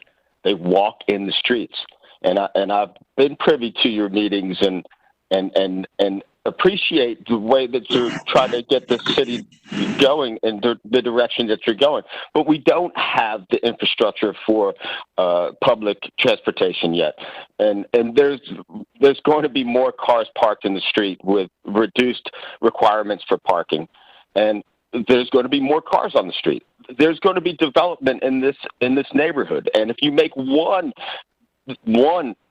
small half acre, is what the buildable lot is after you take out the riparian area. If you make this 1/2 acre lot R10, it's just going to push that down the street so that more of these buildable lots are going to become R10. And I applaud what has been done by A Squared and some of the other builders in this area where they've accommodated, the city has accommodated them and made it 35-foot road frontage instead of a 50-foot road frontage. They've accommodated them in ways to build a driveway with grass in between that allows for the impervious. There's ways to make it work without changing the zoning to R10 to make it a moderate density. Okay. I Thank hope you. that we can go there. Thank you so much. Thank you, sir. Well, I appreciate the additional follow-up. It does sound like there might have been some questions from commissioners for the applicant. I also know that this term, I asked Travis to define or help explain this term that's being discussed about, sorry, I just lost it. Travis, you had mentioned that you're going to be able to talk about the, I guess, usable? Or... Yeah, I think the term that was used by the applicant was net developable area. And Sorry, yes, thank you. The net site area is a defined term in the code, and that just relates to the amount of area that does not include right-of-way. So it's everything that's left over once you subtract any right-of-way dedication that would be required. I think maybe the applicant was thinking about the amount of land that can be developed with impervious surface. And so as we heard from Ben Brown and Stormwater, there are regulations for the maximum amount of impervious surface that is allowed per property that's assigned by zoning district. So in this specific request, the R10 zoning district allows up to 65% of a site to be covered by impervious surface. That's, any pavement, any structures, anything that does not allow water to penetrate. So if the commission wants to further explore that, we can have a discussion about the stormwater regulations and what the applicant could do to lower the maximum requirement there. Okay, thank you. We've heard a lot. Yes, Commissioner Lampman. Yeah, I think the applicant was saying that it would be about 35% impervious area. So I think that that's already stated below the 65%. I don't know, however, if that's a condition. The only other thought that I have is that I feel like the intent of rezoning to an R10 and in this current structure, or at the time, was because they wanted to do townhomes. But now we should be allowing townhomes in R6. And so I'm wondering if it would help the area in terms of, all the traffic concerns, because on a global scale, back to Blaney's comments, if we look at this more holistically, if we do allow townhomes on this site up to 6 units, that would remain consistent with the new townhome designation that we did through text change. So so my two questions are, could we go down to 6? And then the other one would be, can we commit to, as a condition, to 35% impervious? Commissioner Bennett? Can everyone hear me okay? Okay, I'm having to unmute 2 devices. So I want to support what Commissioner Lampman said. My question was going to be, would it be possible to just do a different zoning designation rather than R10? Could we do R6? And the other thing, I wanted to support what the last caller was speaking about. I understand that we do have to consider each case as an individual case. I respect that. But I don't think we can also say, therefore, we don't need to think about the impact on a more global scale. I mean, if we do that, that defies what we just talked about in terms of equity. So I appreciate that he was saying the infrastructure isn't in place to do this. And if we allow this one, then another one's going to happen, another one's going to happen, and it's going to be a big domino effect that while this one individual project might not cause the adverse consequence, our allowing it might allow others to come in, and then they might see some of these issues that they're talking about. So perhaps we need to take a step back, and some more infrastructure needs to be put in place to support even rezoning to R6. I don't know. But I just wanted to acknowledge that yes, we do need to consider things in a more holistic fashion as a planning commission, because that's what good planning is. Thank you. So just for clarification, it currently is R6. I think that there was some throwing around of R4 and R6, but that is currently the zoning district. Okay, so the townhouses can be developed under the current zoning designation. Excuse me? So you're saying it's currently R6, which allows townhouses. So does that mean they can develop townhouses under the current designation? I believe that there were new rules. I don't know if they are in place yet or not. Travis would have to answer that. They're not. So this is a conversation that we've been having as a city, is allowing for more density in more zoning districts. We call it the missing middle, and you've probably heard that term. You've heard staff use it. It's about allowing for different building types in lower density residential districts. One of our first efforts was to look at duplexes and where they might be allowed. The City Council has authorized a text change, or has authorized the study of townhouses in lower density districts, but that has not become law yet. So while there is an intention to explore and study, there is no current regulation that would allow a townhouse in an R6 or an R10 property, I'm sorry, R6 property that's this small. It's only allowed in R6 when you have a very large property as part of what we call a conservation subdivision. I hope that makes sense. Thank you. Yeah, and I do, again, I'm trying to keep us on track. We've spent a while on this case. I understand that also the residents have waited a while. We've heard a lot. We've heard about the stormwater concerns, which is part of a much larger systemic issue. We've heard about the transit concerns, which seem to me as a kind of a holdover of older growth and development patterns where we did not require sidewalks. And so with narrower,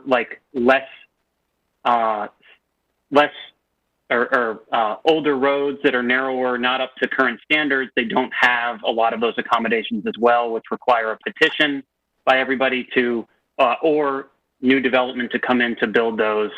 And so, I understand that we might have some more questions and clarifications.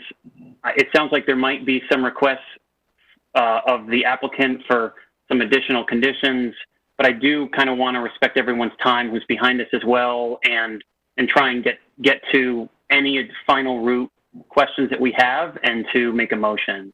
Commissioner Lampman? I just want to ask if anyone else felt supportive of limiting it to 6 units and 35% impervious. I don't know if anybody else felt that same way. Otherwise, because I would make a motion on that, but I don't know if other people feel that way. I don't want to waste our time. Commissioner McIntosh, is that a yes or a question? A question, sorry. Okay. When I was reviewing the staff report on this, I thought this is clearly this is fine. I generally support townhouse development in existing R6. I think it makes sense. However, I think the neighbors made a compelling argument that the specific nature of this, the stormwater in particular in this neighborhood, creates some problems, and I'm not comfortable supporting this particular case at this point, because there seem to be, existing stormwater conditions that have not been addressed, and it doesn't seem like there's an avenue for addressing them where there's a guarantee they will be addressed.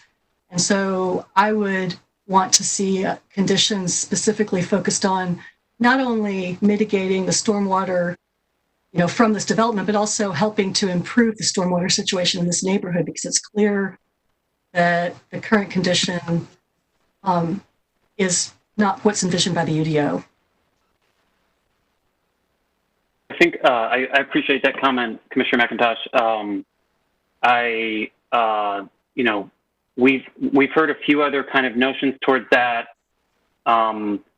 It sounds like perhaps conditioning a certain percent impervious could actually far exceed what their current entitlements are. And I don't know if that's exactly what the opponents to this case would want to hear, but through a rezoning, we do have the ability to put conditions that would otherwise significantly limit or control things that otherwise wouldn't be limited with the existing zoning. And so, Travis, correct me if I'm wrong, but if they were to go in and if they commit to a certain amount of impervious, a certain amount of, impervious in the conditions, it could actually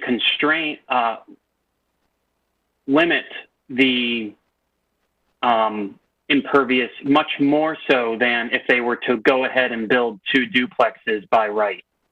Is that correct?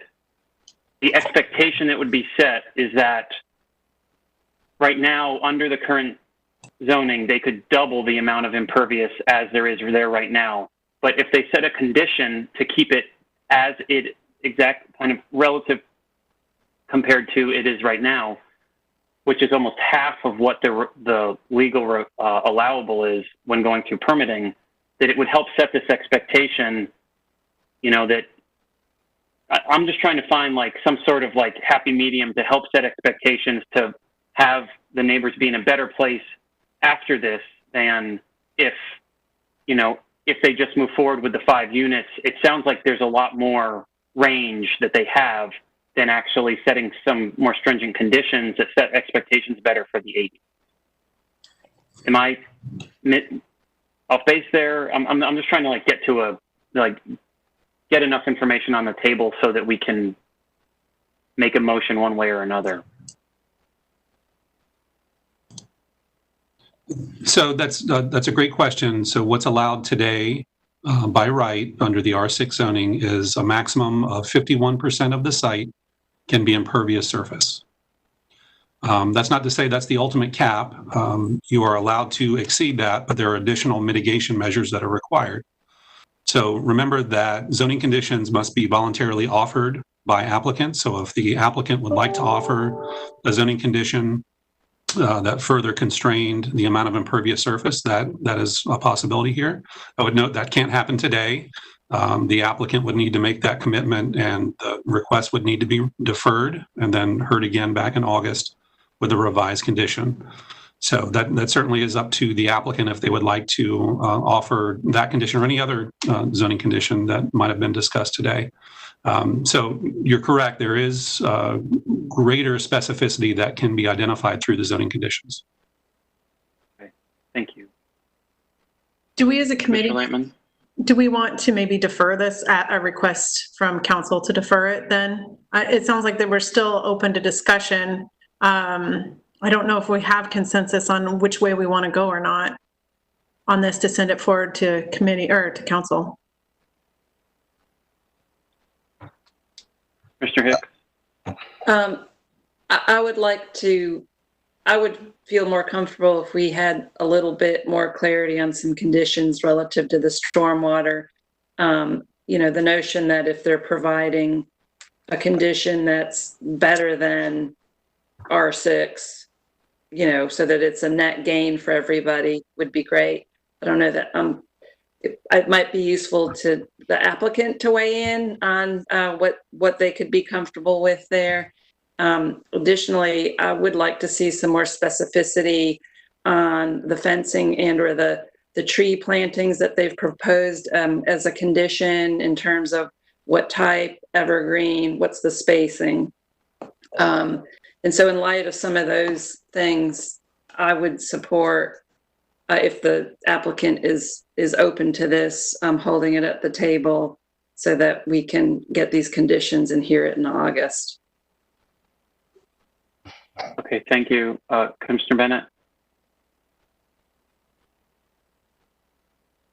This is just a question. So if the applicant were to go back and examine additional conditions, would they also involve the community so the community can see what they're doing and be able to digest it, ask questions, so they'll know before it comes back to us? It's sounding like that would be the intent. Okay. And which I think is a good point to ask the applicant, who's still on the phone, Mr. Haywood, like hearing all of this discussion, hearing additional feedback from the neighbors in this discussion here on commission, are you and your client open to setting, kind of firmer expectations through more detailed conditions relative to stormwater, some of the screening? I think both impervious as well as how to handle the stormwater on your site, having that that area as well, working with the neighbors to see if there's something that could really help bring this to a point where it's improving the condition there, as opposed to kind of just letting it continue. Is that something that you'd be open to? Well, Mr. Chair, appreciate that. My mic has been closed this entire time, so unfortunately, in this virtual environment, I'm talking, but nobody's listening to me. Sorry about that. Yes, it does not appear that there's a consensus today in terms of a majority, in terms of moving forward with regards to the deferral. The stormwater issue really has already been addressed. Is we cannot, and the city will not through site plan, allow us in a post-development environment to increase stormwater from pre-development rates. And so we're talking about impervious issues here. We are going to have to handle our own stormwater anyway, whether that be grass driveways or whatever the features may be, storm impoundment, detention facilities. We're going to have to look at all that because we're not going to be able to increase the stormwater regardless of what the impervious counts are, whether they be 35%, 50 or 65. And so, while I appreciate and certainly understand in terms of looking at conditions about limiting impervious, and the reality of it is we're going to be required to do that on the city code anyway. But we will certainly, because that is a consideration and the concern of Commissioner McIntosh and Lampman and Hicks and others, agreed to be able to go back and look at that in terms of opposing some type of condition. Yes, we will. But as you've indicated, by right now we have 5 units.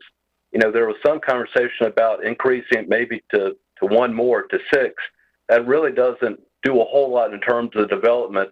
We're limiting it here to only 8 in terms of what we're talking about anyway, in terms of what we're able to. So we're talking about 3 different units on a street that is a dead-end street. I mean, Carolina Avenue, if you look, is a dead-end street. And so there is the amount of traffic is very limited on the street just by the very design that it's a dead-end street. And we are 1 house removed from Western Boulevard. So from our residence to Western, there's very little space. It's less than 300 feet. So these are just some of the things that I want everybody to be aware of. But I appreciate what Commissioner Hicks said in terms of trying to work with staff to see if we can get some additional buffering with the property to the south. They've not asked for it. It was just a voluntary condition, but I understand that if it is less than specific, we will certainly do what we need to be able to make it more specific. And we can certainly have conversations about what to do with regarding this impervious issue, given that we don't have a final site plan yet. And so, there's certain limitations about what you can commit to when we don't know what the city of Raleigh is going to impose on us in terms of site plan review comments that we don't even know because we're months away from that. Thank you, sir. Commissioner O'Haver?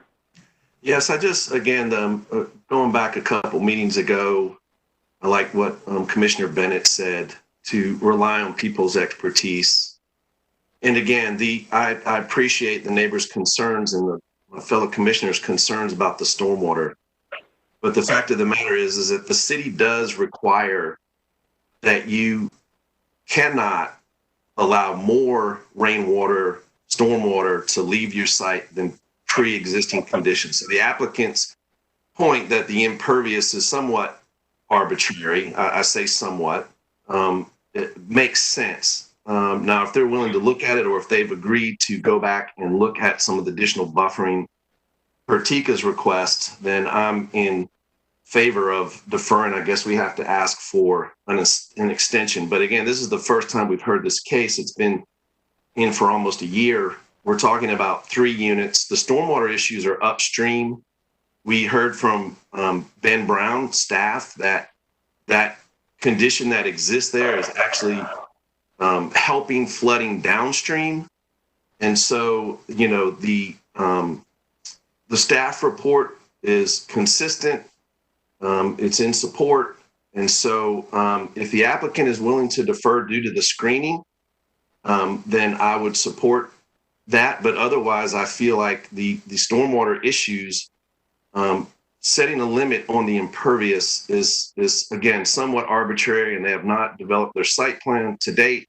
And so it'd be a hard number for them to put on that. But if the applicant's willing to do that and defer that, that's fine. Okay, thank you for the input.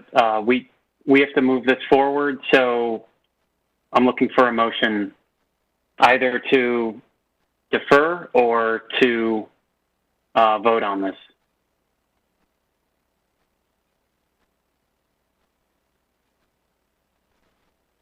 Does anyone have any additional thoughts?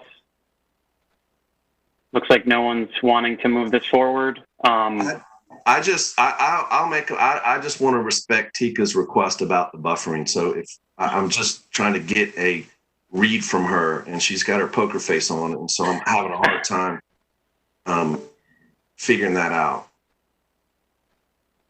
So this is Commissioner Hicks. I'm not, anyway, it pains me a little bit that this case has been kind of been floating around for a long time. This is the first time we've heard the case. In normal times, I think we would take the time to get comfortable with the case.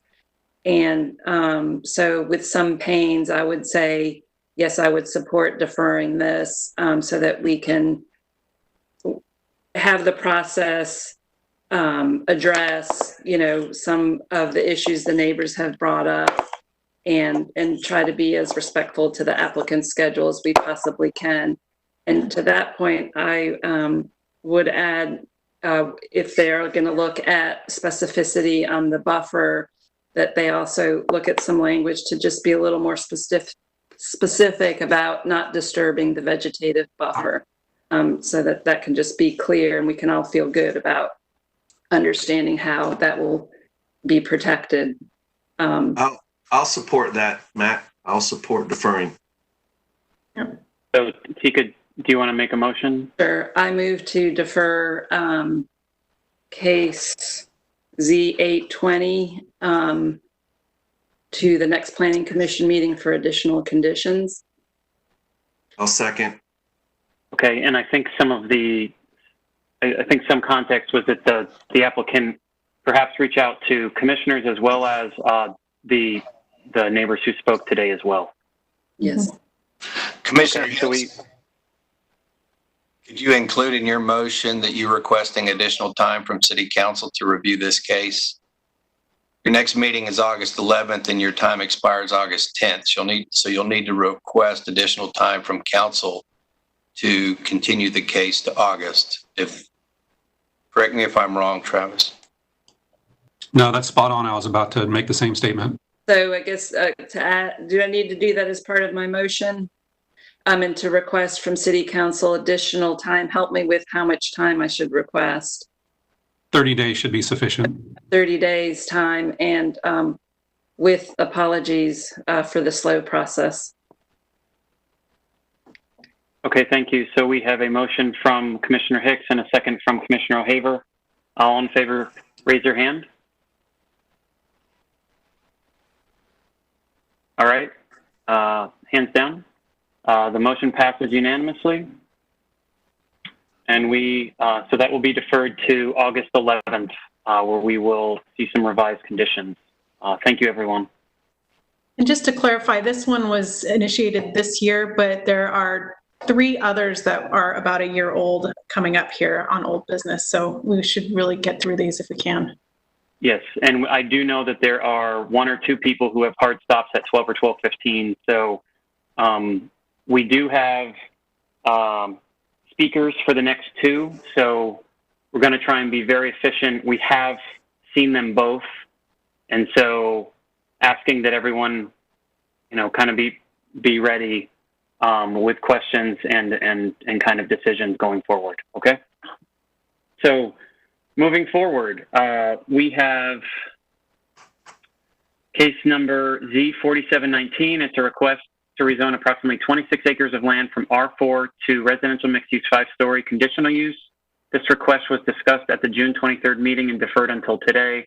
There was a robust discussion of the request, and the applicant indicated that new conditions may be considered. There are a number of persons signed up to speak on this request. Our bylaws require a motion and a vote to hear additional comments. I would like to entertain a motion to grant additional time to the persons signed up to speak. It would be appropriate to give equal time to each side. The motion would specify. I would also like to remind all speakers that we heard comments last week, and it would be helpful to hear new information today. So what we are prepared to do is to make a motion to give 8 minutes to both sides, both the applicant and those signed up to speak. And it's also my understanding that 2 individuals have kind of organized around the other neighbors and residents who are speaking in opposition, and so these 2 individuals will utilize those 8 minutes how they see fit. So I believe that we have a quick update from Jason, a quick recap and update on any conditions that have been offered. Jason, you can go ahead. Thank you. Yes, can everyone hear me? Okay, so I'll be brief. This is the request on Durley Road. A request for RX5 was deferred at the last meeting to allow for some discussion of possible conditions. So nothing can be considered formally today. They would have needed to have been provided more than 10 days in advance. However, there can be some discussion, and there could be, as part of a motion, some recommendation to consider adding those conditions. I just want to note, in terms of timing, there is not a real difference between a couple of different paths that this can follow. So one would be that the commission does vote on a recommendation today to council. Council would receive that at their next meeting on July the 7th. They could set a public hearing for September 1. And then after that hearing closes, the conditions, any new conditions could be added. So that would allow the applicant to talk about those during the public hearing and then provide them after the hearing closes. The second option would deliver any new conditions that are discussed to City Council. So a cleaner process from that perspective. That would involve deferring the request until the Planning Commission's next meeting in August. And that way staff could review any new conditions and the Planning Commission could consider them as part of the request. That would allow the Planning Commission to make a recommendation on August the 11th. Council would receive that on August 18th, and then again could set the hearing for September 1st. I would note, though, that that option requires today that the Planning Commission request an extension of time from Council, and 30 days would be sufficient for that. So there's a couple different paths. I know the applicant may want to weigh in on the timeline, but just wanted to highlight those. That's all I'll add. The applicant I think we'll go over the conditions that they're suggesting be added to the case today, and staff will be available if there's some questions. We haven't done any formal analysis, but we certainly would be available for questions if there are some about the conditions. Okay, thank you, Jason. I guess we will swiftly move forward to hear from the applicant first and then to the opposition. So we have Jamie Schwedler to present on behalf of the applicant. And as a reminder, the applicant and those in support have 8 minutes to speak. Good morning, Jamie, are you here with us? Yes, I am. Good morning. I'm Jamie Schwedler on behalf of the applicant Wood Partners. We do have a slide showing the additional conditions that we've discussed. And I would like to note we had a very thorough discussion last week. You asked us to consider additional conditions on a greenway connection and the visibility and locations and structural nature of the retaining walls. We've already covered those conditions and how we've addressed height, buffers, density, and made this use reasonable for this area in a manner to reduce the impact of this development on the neighbors. And there are significant conditions that we've developed after presenting 4 times with those neighbors. We've drafted these new conditions that we'd like to discuss today. However, we have been pending at the Planning Commission since January. We received our CAC vote in March, and tomorrow will be July. We request that the Commission vote forward today with a favorable recommendation based on the existing conditions, and let us work with the neighbors in the normal process to meet with them a 5th time to review these new conditions, discuss them with the city staff, and refine them before we get set to a council hearing in September. The timing issue with waiting to take action and asking for another deferral to August is that if the council does not receive this case until the middle of August, I think it's highly unlikely we would be set on that September 1st, and we'd be pushed yet another month into October, having filed this case last November and meeting with the neighbors since last August. We can't raise all of the questions or can't solve all of the questions raised because we can't run our site plan concurrently. And as you saw last week, there's a lot of topo issues here, a lot of questions that have to be answered at site plan with firm conditions. But we did hear the neighbors and your concerns, and some of which were shared over the weekend, and we're committed to providing the specificity we're able to provide at this rezoning stage. So the 4 conditions are listed here. We will commit to studying a pedestrian connection to the Crabtree Creek Greenway during site plan, in addition to the existing greenway easement we've already dedicated. I showed you last week the topographical issues there, the recorded easements in favor of DOT, and the fact that if that area is to be an ADA accessible path, a switchback would push the site even further and tend to create additional retaining walls. In addition, one of those existing easements on the site requires a fence to separate the greenway from the rest of the site. That's a recorded document and would have to be revised in some manner. So there's a lot of issues that really need to be fleshed out more appropriately at site plan, including the Hawk suggestion that was raised that hasn't been studied.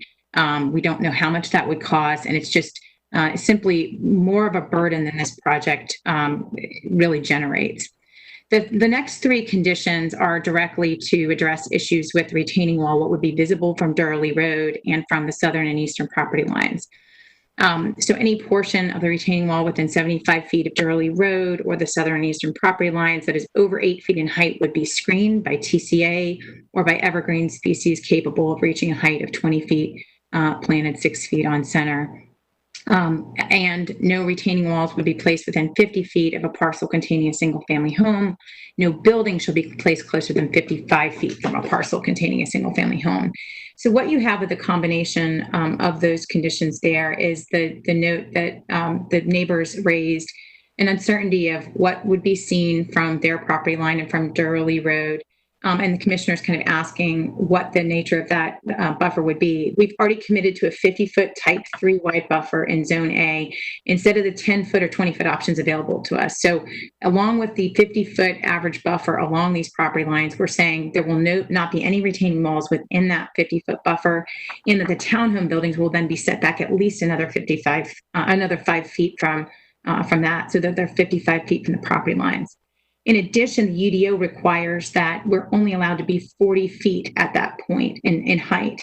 So any building that we would place along that area would have to be either lower than the 68 feet we've already committed to in the conditions, or you can get an additional foot of height for every foot you step back. So the nature of the UDO requirements here means that we will not have a retaining wall closer than 50 feet to the neighbors. And these commitments are adding an additional restriction that there's no way to have the townhome product right up against that property line. They will be set back the 50 feet of the buffer and then the additional 5 feet for the structure. And in response to Commissioner Lampman's questions, we will be setting the walls so they're appropriate to retain the earth despite any mining activity across the road.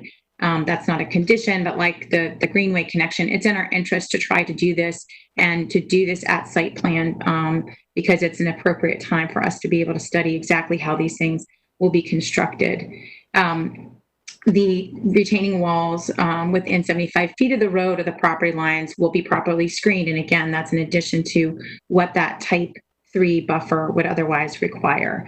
I'd like to remind the commission that we are consistent overall with the comprehensive plan with the conditions that are in place today. We've added numerous conditions to bring us closer in line with the 3 policies that are noted inconsistent and to minimize impact on the neighbors. But overall, this case is consistent with your comprehensive plan. At its core, this request provides housing in an area close to RTP and new jobs and in a manner consistent with other types of development and reasonable transitions. We've been pending here since January, and we've discussed this case at length. And we have asked that with these conditions in mind, we will work forward with the neighbors, with commission members, with council. But we'd ask for a favorable recommendation today so that the public hearing be set, and we'll work on these conditions and meet with neighbors a 5th time to massage them as we lead up to the city council meeting. Due to this considerable time that we've been pending, we do not believe another extension or a delay in setting the public hearing is appropriate here. And that the process can work and we can add the conditions in due time without holding this case up further. I'm happy to answer any questions and we appreciate your time today. Okay, thank you very much, Ms. Schwedler. We will now move on to those in opposition. I do not have the exact sequence of the 2 speakers. So just kind of want to ask, I do believe that you all have a presentation, and so ask that you introduce yourself, and when you do transition, just also announce yourself doing so. Yes, this is Sean Sowers, and I'll speak first, please. Yeah, yep, go ahead. Good morning, and thank you for allowing Chris and I this time to further clarify the citizens' concerns about this case. Today, we're going to discuss the inconsistent policies in more detail and clarify several concerns that were misrepresented last week. Last night, I emailed you additional sketches regarding the inconsistent policy LU 5.6 buffering requirements in response to the applicant's new condition on retaining walls. This is a unique and challenging site. The proposed zoning conditions must be considered relative to the severity of these existing grades. Last week, we discussed the steep grades affecting traffic safety along Raleigh Road and Greenway access on the site. Today, we'll discuss the steep grades along the south and east property lines. As a design professional, I want to discuss grading and stormwater flow first. Remember that the existing residences and properties sit downhill from the proposed development. The applicant shows a new stormwater retention device at the north part of the site. Per concept, gravity flow is needed from disturbed parts of the site to reach that area. The southeast corner is a low point. The retention device will be deeply cut back into the hillside facing Crabtree Creek to create another low point there.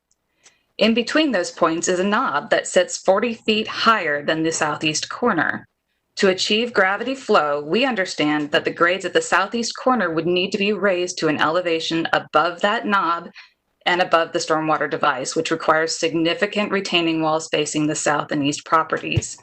While the 4-4 split concept can help to mitigate grade changes, it appears stormwater may ultimately dictate the site elevations and grading.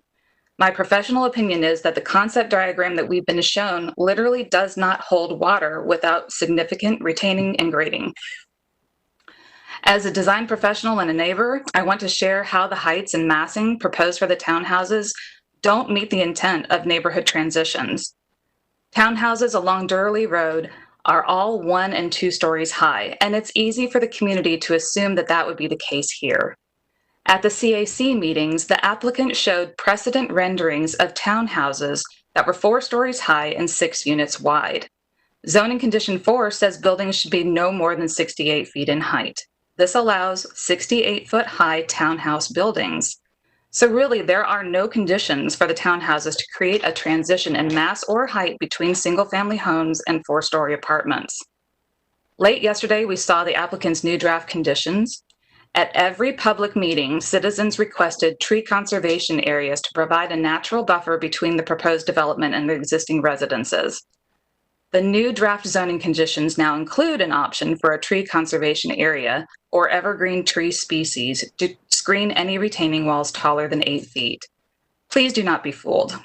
We appreciate seeing, finally, a tree conservation area provision, but with no details to show where it's planned or its characteristics, it still seems to only apply at the north slope down to Crabtree Creek.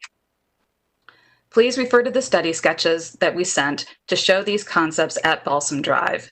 These represent the existing residences, the 50-foot landscaped yard condition, multiple retaining wall heights, and 68-foot high 4-story townhouse buildings. The UDO and comprehensive plan illustrate the base condition that's shown. Depending on the height and extent of grading for stormwater, the 68-foot high townhouses could feasibly sit atop 30-foot high retaining walls. These townhouses would actually feel like 7, 8, or 9 stories above the existing residences. Trees just won't screen that kind of height. We agree with staff that this is inconsistent with buffering requirements. We disagree with staff and believe this is also inconsistent with policy LU 5.4 density transitions. We would also like to clarify several items from last week's meeting that misrepresented the opponent's positions. Citizens requested lower density residential development options that would also meet consistent policies identified in the staff report. We are not opposed to all development. Our traffic safety concerns are the safety of turning left onto Durley Road from the proposed development's southern access due to the limited visibility from the steep hill, the curve, and the high traffic speeds. In conclusion for my section, the applicant's conditions have been presented in a way that forces citizens to assume the extreme. Because this site is so challenging, we're asking for additional design concepts during this rezoning stage to confirm that the concept diagram that was presented actually works. We have been asking for this all along and have been told that won't happen until site plan review when opportunity for public comment is closed. Yet we've seen other rezoning applicants provide similar additional work to improve communication with the commissioners and the community. Like you, we want development that enhances our community. We just don't believe this plan holds water. Yes, this proposal would provide more dense housing than traditional R4 development. Does that make it consistent with the comprehensive plan? We ask you to recommend denial of this request due to the significant inconsistencies presented today and in previous correspondence. Thank you for the time, and I turn it over to Chris. Great. Thank you, Sean. Thank you, members of the commission. Chris Haggerty, City of Oaks Foundation, 4318 Azalea Drive. Look, first off, I have got to dispel some crocodile tears about the time of this application and the level of engagement with the neighbors. Yes, there were 2 public meetings, but only because of the applicant's strategy of not sharing any real details of the project in the first meeting. Not even a sketch plan, using vague general language like the project may have apartments, it may connect to a greenway.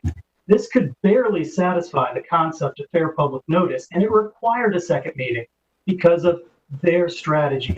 Yes, we've had 2 CAC meetings, but only because the project was placed at the very end of a long agenda at the first meeting when time ran out.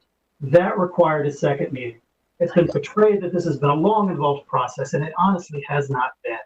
If you look at the time the applicant says this has taken, the applicant fails to mention in her timeline the discovery of the abandoned cemetery on the property, petitioning the city for its removal, executing the relocation of the graves. That takes time. That is not a delay in the approval process. That is not any flaw or criticism of your process. That's just a reality. It's also been said that there have been many concessions made to neighbors, But if you look at most of these conditions, they were not actually suggested by the neighbors. They were generated by the applicant, and they're not as generous as they seem. The neighbors' requests have been very clear. We're concerned about tall, high-density buildings looming over existing homes, inadequate transitions from 68-foot buildings to smaller homes, increased stormwater runoff, and negative impacts on our properties. We have consistently asked for wider effective buffering as provided for under the code. We've specifically asked for natural buffers at each of the public meetings, and to date, the applicant has ignored those. Now, we see some new conditions and we're open to those. There is opportunity here for dialogue. The buffers are needed to prevent damage to the critical root zone of trees on our neighboring property, to mitigate the impacts of stormwater runoff, and to add some level of privacy and noise mitigation from clearing this land next to the busy road and quarry. It would also help protect the viewscape and help minimize the damage to this ecologically significant area of our city. A landscaped yard does not do that. An 150 no apartment zone doesn't do that when other buildings can be built on the site.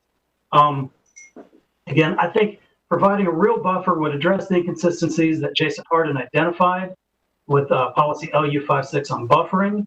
Mr. Harden also identified other inconsistencies with city policy, including LU 12.1 on the planning process. You've already talked about that. All we'll say is expired. Okay. Okay. I appreciate that. Thank you very much, Mr. Haggerty. We hear both of your comments and concerns, and I think some of that is what we heard last time, and some of it is new. So I appreciate the new information. I do know that Commissioner O'Haver let me know that he actually went out today, over the weekend to speak with folks. So he's Commissioner O'Haver, would you like to speak? Yes, thank you, Matt. Thank you, Sean and Chris. Again, I appreciate the time and the efforts. And I did go out and spend 3 hours on Saturday on the site with Miss Sowers. And I know she has also been talking with Miss Bennett, Commissioner Bennett, as well. So one thing that, as a matter of fact, we walked the site and I sat in their backyard, which is adjacent to the development. And so I listened to their concerns, and we had very good conversation around the issues. And one thing that I did hear, and I can relate to, is that in this virtual world, it's difficult to sort of feel heard. Even our previous applicant said his mic was shut off and he was speaking without being heard.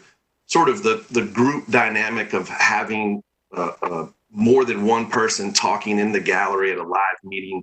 There's just sort of a sense and a vibe, and I can relate to that. And so part of their concern was that they weren't sure that we were listening or addressing their comments. So what I would like to do is, I was trying to write notes furiously. I was going back through my emails. I have a lot of them, and I'm trying to sort of catch up. But what I hear is grading and stormwater. I hear neighborhood transitions. I hear tree conservation areas. I hear traffic, the timing of the application, the meetings with the neighbors, the concessions made were by the applicant, not the residents, and wider buffers. And so if I could just, again, I'm a landscape architect by trade. My firm employs landscape architects and civil engineers, as well as other structural engineers, traffic engineers. So again, this is sort of what I do for a living. I've been doing it for 25 plus years. I do share some concern about the grading. If you look at the concept plan, there is a knob, exactly how Miss Sowers described it. I do believe that if there is only one stormwater measure that is installed at the low end of the site, there will need to be some grading that is done. My understanding is that initially there was a plan, and there is an understanding that there could be 2 stormwater measures on the project due to the existing conditions. I think that's a very realistic assumption. I'm sorry? Did somebody say something? Okay. And so, I do think that the grading would be a concern if there's only one stormwater measure. The process is this is the way the process works on the rezoning. You take it to a certain degree to make sure you can get the entitlements before you invest large sums of money to develop the plans. And so, that's just, I want to make sure that people understand that that's typical. I'm involved in rezoning processes from time to time with my business, and that's the way the process is regularly occurred. I did sit in the backyard, and I did have some concerns about if a 65-foot building was built right there, would that be contextual? Would it be buffered? Would it be in keeping with the spirit of the adjacent neighborhoods? And the answer is no. And so I do feel like the new conditions that were put forward go a long ways to help with that. I think the fact that the underlying zoning does not allow a 65-foot building within that zone is going to also go further to eliminate that probability. And Ms. Sowers is right. The neighbors have to make assumptions because there's not enough detail on the plans, but the conditions don't allow you to do something other than the UDO requires. Those underlying requirements will still exist. So if it's not going to allow a 65-foot building there, then that's not going to happen. I think also pushing forward, I heard Chris say that, he felt like that there was an opportunity to have dialogue about a real buffer there, that it sounds like the applicant has put that forward by moving this case forward. They still have the opportunity, and they've committed to meet with the neighbors to continue the dialogue. The traffic, I was out there standing on the sidewalk with my dog. There's a lot of traffic there, and there are certainly some issues on Raleigh Road. My only issue with that I expressed with Ms. Sowers is if there's single family zoning, a single family development there, those traffic issues still exist. There's going to be ways in and out, and it's hard to get in and out of the site. That's a reality.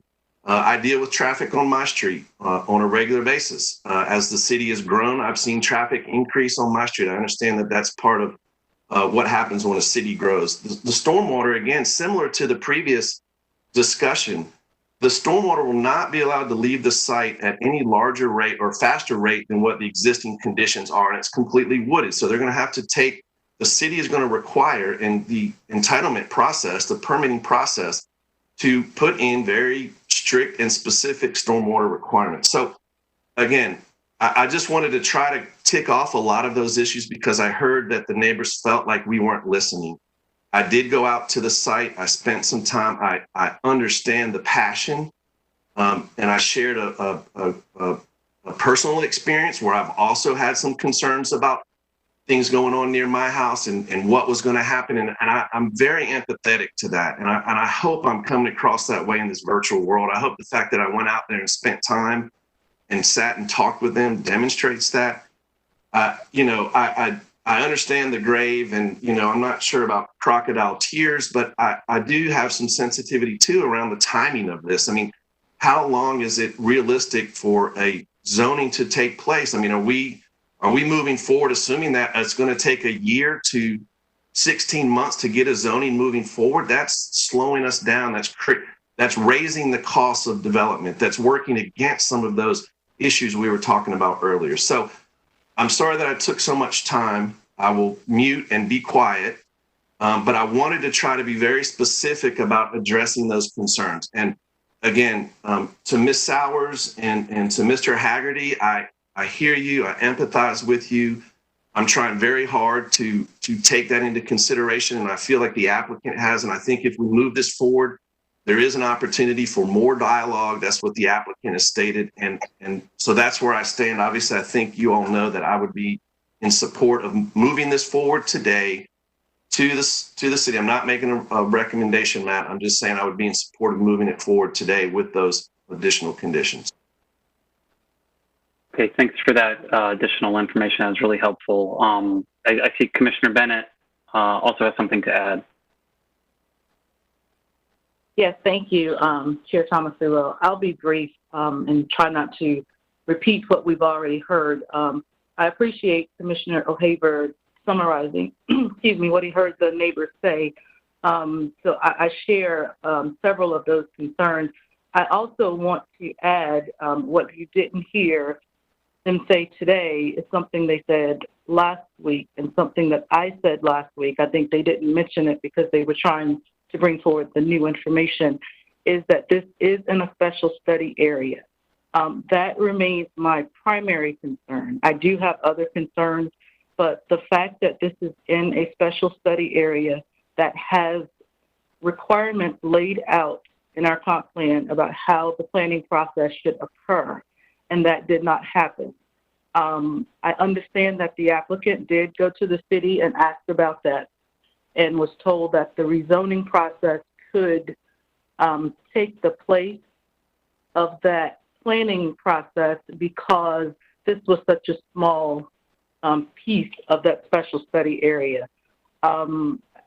I have an issue with that because if we open up the door with that, where is that going to go? It sets a precedent that I don't know if we want to set.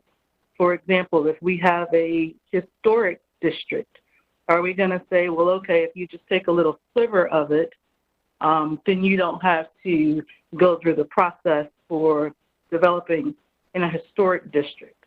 We probably wouldn't, but if we didn't, how would we, I like consistency. I like being able to say, I made this decision based on this reason.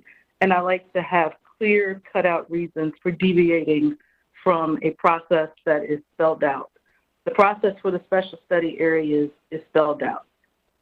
There's supposed to be extensive community engagement from the very beginning. The process is supposed to result in land use options. That didn't happen, and it can't happen in a rezoning process. Just by the very nature of a rezoning process, the land use is already presented to the neighbors for them to react to. That's not a planning process. That's a reaction. So I appreciate what the applicant has done, and I'm in no way saying that they didn't do what they were supposed to do. I'm saying by the city's own standards, the process has not been followed. So I don't think the applicant can do anything about that. So I'm ready to move forward, like Commissioner O'Haver said. My other concern that I will mention is the traffic. I mentioned last week that I used to live on Raleigh. One of the reasons I moved was because I was so uncomfortable making a left turn out of my apartment community onto Raleigh. That was 20 years ago. So I fully understand and appreciate what the neighbors are saying 20 years later about making a left turn onto Raleigh. I understand that the traffic issue was already there, so this rezoning certainly isn't going to create the problem, but there is an existing problem, and I, in good conscience, couldn't recommend something that's having people turn left onto Raleigh. So that's where I stand. Those are my two primary concerns, in addition to what has already been stated. Okay, thank you, Commissioner Bennett. We do have a request pointed out. Actually, sorry, I'm receiving a few chats. Sorry, from the moderator, saying that the applicant just wanted to respond briefly. So we'll allow her to respond, Ms. Shredler, and then I think it's, if we want to hear any also feedback to Commissioner O'Haver from the neighbors as well, I want to make that an option as well. So trying to not reiterate any information, but Ms. Shredler, did you have a response to either Commissioner O'Haver or Commissioner Bennett? I just wanted to note to the special study area, thank you for you both for sharing your comments. Just want to note on the special study area, just what Ken Bowers had said at the last meeting, that was designated at the time that the whole area was potentially quarried. And then after the settlement, when it was determined that this property could no longer be quarried, it just wasn't changed. The designation wasn't changed. And so, at that point, wouldn't have been an appropriate time for the city to say, this is no longer really supposed to be part of a special study area because it's not part of the quarry and can never be quarried. But the city didn't engage in that process. And so, I think it's appropriate to say, as of that point, it should have been looked at like a normal developable parcel, not a quarry parcel. So it doesn't really fall into that same category. And as I stated, we'll continue to work with the neighbors and include them in discuss about these additional conditions as we move forward. Okay, thank you. Commissioner Haver, I guess maybe had a follow-up. Yeah, and thank you, Commissioner Bennett. I did want to mention the special study area as well, and you're right. The neighbors did what Matt asked them to do and not bring up information, so I forgot to write it down.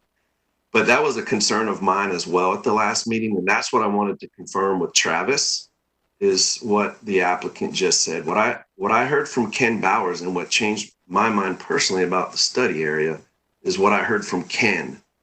And Ken, that's what I thought I heard. It said that the purpose, the intent of the special study area was when the city receives mined land in return, that there needs to be a special study to understand what that mined land could then be used for moving forward, because there's no certainty on what the condition of that land will be when they get it in return.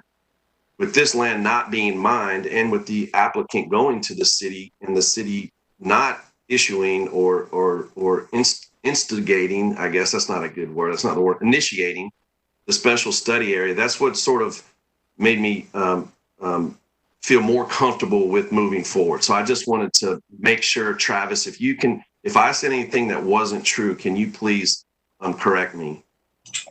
No, that's spot on, and I couldn't begin to state it as eloquently as Ken did at the last meeting. I think y'all heard the impetus behind special study areas. This is obviously a very odd situation because the property is still technically owned by Hanson Aggregates. I realize that this developer has an option on the property, but all of our rock quarries in town were mapped as special study areas when we developed the future land use map back in 2008, 2009. So in a perfect world, what staff would have done is before any type of rezoning action here, we could have done a small area study for the property. But unfortunately, there are two things in play here. One is our current workload as initiated by the city council from an area planning perspective. And two, just quite frankly, we weren't aware of this development proposal until it reached our desk. So, timing is a little bit backwards, but understand the comments here. Okay, thank you, everyone. We did hear from two commissioners who did interact with and have extensive conversations with those who spoke in opposition. There is some intent to move forward. I didn't know if, just to make sure that I don't think that the opponents used all their time, but I didn't know if they had any final thoughts at all, either Sean or Chris, if they're still on the line with us. I believe that Chris was cut off a little bit short, so I'll yield the time over to him. Okay. All right. Thank you, Chairman Tom Sula. I did have another point to bring up just very briefly, and that was about the proposed condition for the Greenway easement. This is one that is very problematic for us with the City of Oaks Foundation. Again, it was to create a pedestrian easement connecting to the City of Oaks Foundation conservation property at the top of the ridge line, rather than pursuing the Greenway easement on their existing property. Again, I hope that your parks and your Greenway staff will consult with you and talk to you about this. We've been in negotiation with that staff for several years, working on the Greenway plan. The idea of putting a connection up there, a pedestrian trail, is just infeasible. It's a connection to a steeper, undeveloped slope. It will require a connection built by the city at an incredible expense in a way that's inconsistent with the Greenway plan. The topography on the whole site is challenging, and we admit that. But if you can build townhomes, if you can build apartments that'll have pedestrian access, surely you can also build a walkway with pedestrian access and not have to try to build a connection through a barrier, through a buffer, across to the edge of the steep slope. So thank you. Okay, great. Well, thank you. I think that, I think that we do have great experts on staff and are very thoughtful, and that there is a lot of attention on this area with regards to a lot of the greenway access already. The fact that it sounds like it's actually in construction. So do understand that. It looks like maybe one more comment, Commissioner O'Haver.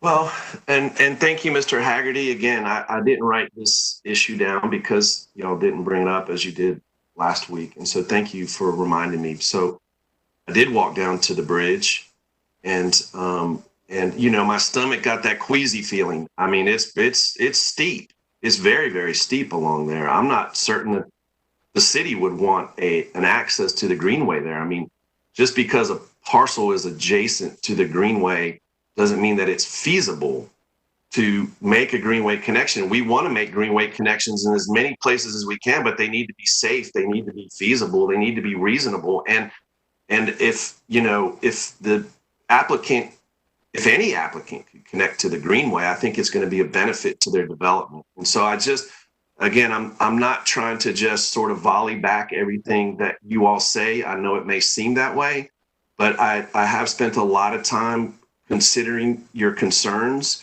And so I'm just trying to communicate, hopefully in an empathetic way, that I've thought about these concerns and I certainly understand them, but I'm not certain that it's really feasible. I don't think the city would want a greenway connection there. It'd be very steep, very dangerous, very disruptive. And so, again, for me, the main issue was that transition and that buffering. And I feel like the applicant is attempting to add additional conditions. There are underlying zoning conditions.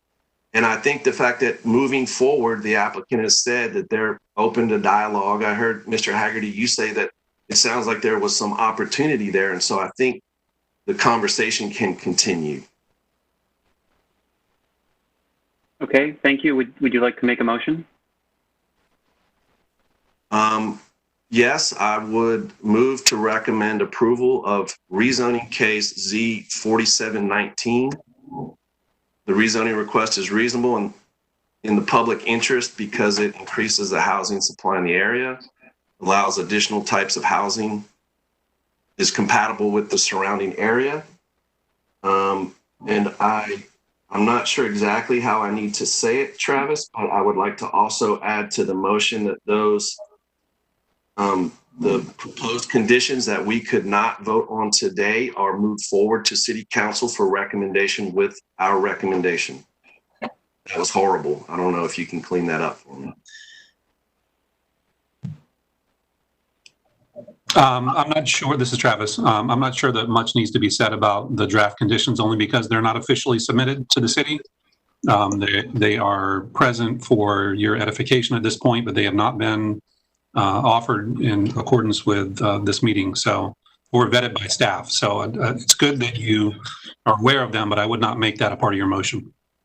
Okay, I won't make it a part of the motion, but I will, I guess, let it go on record that we are recommending that. And I would also like to add that with the understanding that the applicant has agreed to continue conversations with the neighbor. That doesn't have to be part of the formal motion, but I think that should be on the record. Okay, we have a motion. Do we have a second?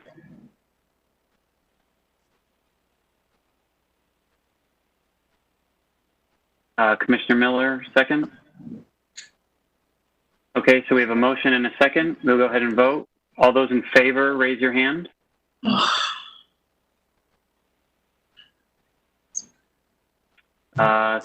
So that is 4. All those opposed, raise your hand. That is 5. So the motion fails. We need a new motion then. Just to clarify, I think it was 5-5. Yeah, 5-5. That's right. Oh, okay. Well, it still fails. Or does it, Travis? Sorry. That's correct. Learning the rules. Motion is not a passing motion. So if there were 5 votes for that motion, you've got 5 that dissented. So there needs to be a new motion. Okay. So that fails. Do we have an updated motion?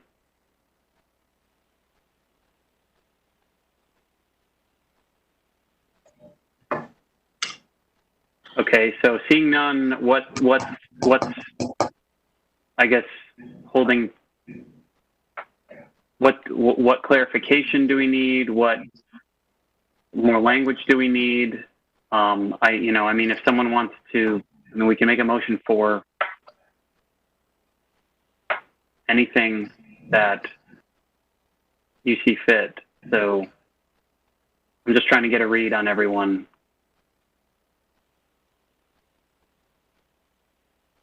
Commissioner Fox? It's not a motion, but I just wanted to supply a little bit more information for context. So when the comprehensive plan was adopted, as Travis has said and Ken Bauer said at previous meetings, there were a series of areas that were left as donut holes, so like blank spots in the future land use map. Some of those were quarries and some of those were not. Just for context, the earlier rezoning case that we looked at in the Jones-Franklin area was in one of those donut hole areas. That's the Jones-Franklin Special Study Area. There's also one for the West Morgan Study Area. Those were filled in, essentially. We colored the map and had a couple of additional policies adopted at that time. That was, I want to say 2010, 2011, but I have a little bit of PTSD, so I might have the date wrong. But that process was not what I'd call a full-blown area plan. The intent was very specifically to focus on creating actionable policies and literally coloring in the map. It did involve significant public input, and I'd say those two processes were probably 6 to 8 months each. I'm just offering that as information for the commission. So these were not multi-year, 18-month, 24-month studies to fill in those areas previously. And that was it. I just wanted to supply a little bit of context. Okay, thank you. Does anyone have any other thoughts? If no one else is willing to make a motion, then I will go ahead and make a motion. I don't see anyone's hands. Commissioner Lampman? I think O'Haver was first. I'm just, Commissioner O'Haver? I thought where you were going, Matt, is I'm just curious if there were 5 that recommend not moving forward, what's the concern about someone making a motion to move it forward? I guess I'm confused. I'm new at this too. Anybody? Commissioner Bennett?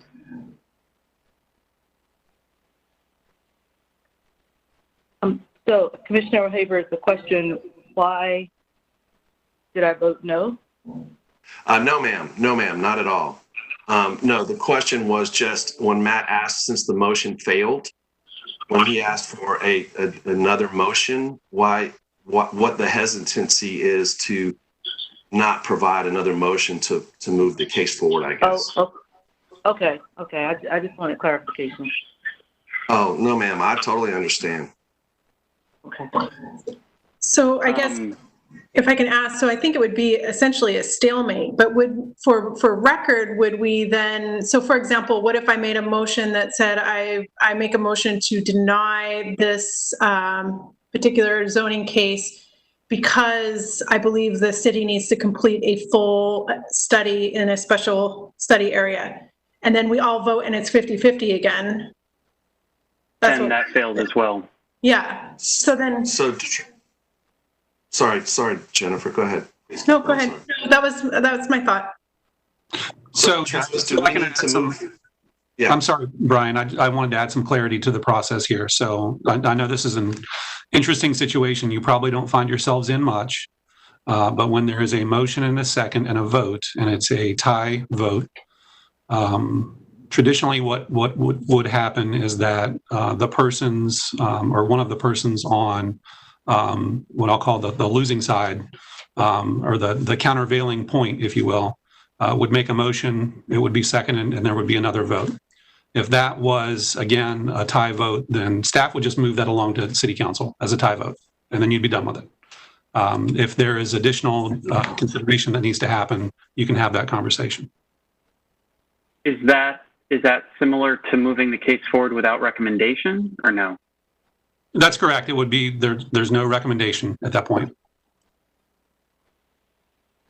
And is that a motion that can be made? Absolutely. Unless, of course, it's something documented. Sorry, go ahead, O'Haver. Oh, I was just going to say, I make a motion then to move this forward with no recommendation.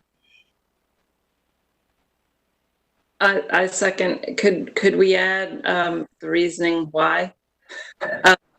Or could I propose some language maybe that because we received new conditions that we can't include in today's motion, and so we wouldn't be delivering a complete package of information to council, and also because there's some clarity that's needed on the special study area, if everybody agrees with that. So I'm in favor of that recommendation if the remaining commission is. This is David York. If I could ask a quick question. Is there any consensus on consistency with the comprehensive plan that could be included in your motion? For example, you could say it's consistent with the comprehensive plan, but we're making no recommendation for approval or denial. But you're at least still issuing a consistency statement, which is strongly encouraged by the statutes. I guess I would be willing to do that if I felt like the remaining commissioners could get on board on that, but I'm not certain that they would. So Could we poll the commissioners? We've done that in the past, Matt. It's been a long time, but just to get a feel for where folks stand, or anyway. How did that work? Basically a vote with hands without a vote? Well, we used to just go around the table. Travis, did we do that at Planning Commission, or is that mostly Committee of the Whole? That was a practice that was used a number of years ago at Committee of the Whole. It was just a quick temperature check for all of the commissioners so you could all express your opinions or views on a particular case, which could add additional context to the City Council. You're certainly welcome to do that. You know, at this point, it seems to me, as an outsider, that you're at a stalemate, right? And there's nothing wrong with that position. Again, it's probably not something that you're faced with much. My recommendation here would be just make another motion and move on. Thank you. Ryan, if you make a motion, I'll second it. I think Roberta was wanting to add something. Sorry. Well, Brian, I was going to add maybe some language to help you with that in terms of a consistency statement and the reason why it's a stalemate. The commission did find certain elements to be consistent with the comprehensive plan related to increasing the supply of housing, but found other elements to be inconsistent with the comprehensive plan related to buffering conditions and density transitions.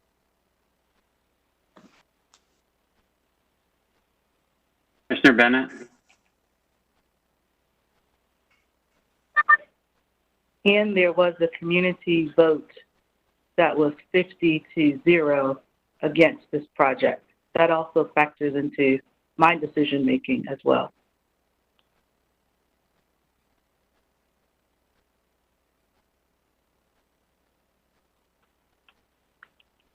Okay. Well, thank you for that, Roberta and Nicole. Roberta, if you're okay, I feel like they were addressing the buffering issues, but to your point and to Ms. Bennett's point, if I could just add the 0 to 50 CAC vote in the special study area, because that's what I heard, I'd be more comfortable putting that forward if y'all were okay with that. Okay. All right, let's see if I can get this right. Matt and David, I make a motion to move this case forward with no recommendation due to the fact that we found certain elements were consistent with the comprehensive plan, the supply of housing and additional housing types, but we also found that there were certain elements that were not consistent with the comprehensive plan, including the special study area and the CAC result, the CAC vote. Okay, that is a motion. Do we have a second? I'll second the motion.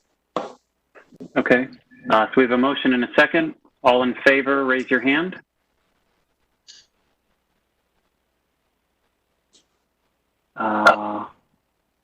I think, is that hands down? All in opposition, raise your hand. So that passes unanimously. We move on. Thank you, everybody. Hey, Matt. And so I got to pause. Yeah. Yeah, I was going to say, I had a 12 o'clock hard stop, so I'm going to have to, unfortunately, I'm sorry, but I have to leave the meeting. I believe there are a few people in your situation who wrote me. So who has a hard stop right now? Commissioner Mann, Miller, and O'Haver. That leaves us with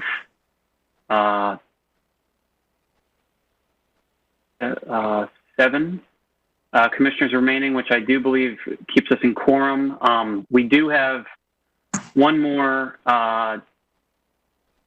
case that we do have residents signed up for. This is our last meeting before August, and so I'm asking if the remaining 7 or 6 have any flexibility. We have heard this case before. Is everyone comfortable to hope to possibly extend until 1 p.m.?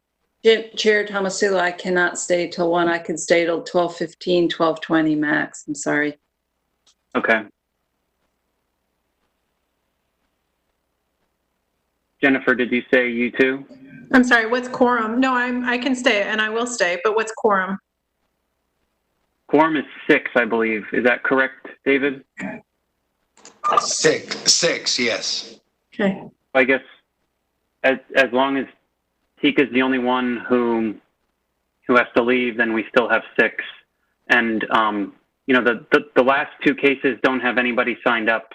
We have not heard them, but they are both consistent, and no one has signed up for them. So I think we should keep going. Let's go. Yeah, if you all are okay, then let's keep going. Commissioner O'Haver. Oh, I was just saying bye. Oh, okay. Sorry. See y'all. Thank you. All right. So moving on. We have item E3. It's case number Z3119. This is a request to rezone approximately 30 acres of land from residential 4 with the Special Highway Overlay District 1 to residential 10 conditional use with the Special Highway Over District 1. This request was last discussed during the February Committee of the Whole meeting. Don Belk will present on behalf of City staff.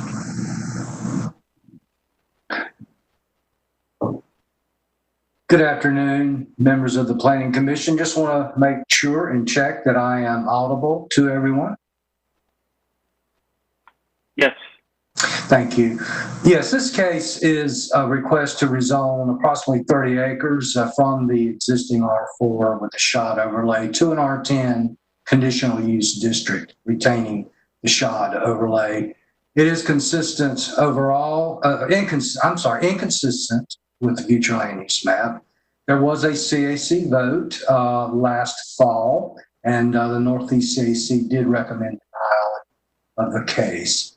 The case has been extended, and the Planning Commission deadline for action is August 26th.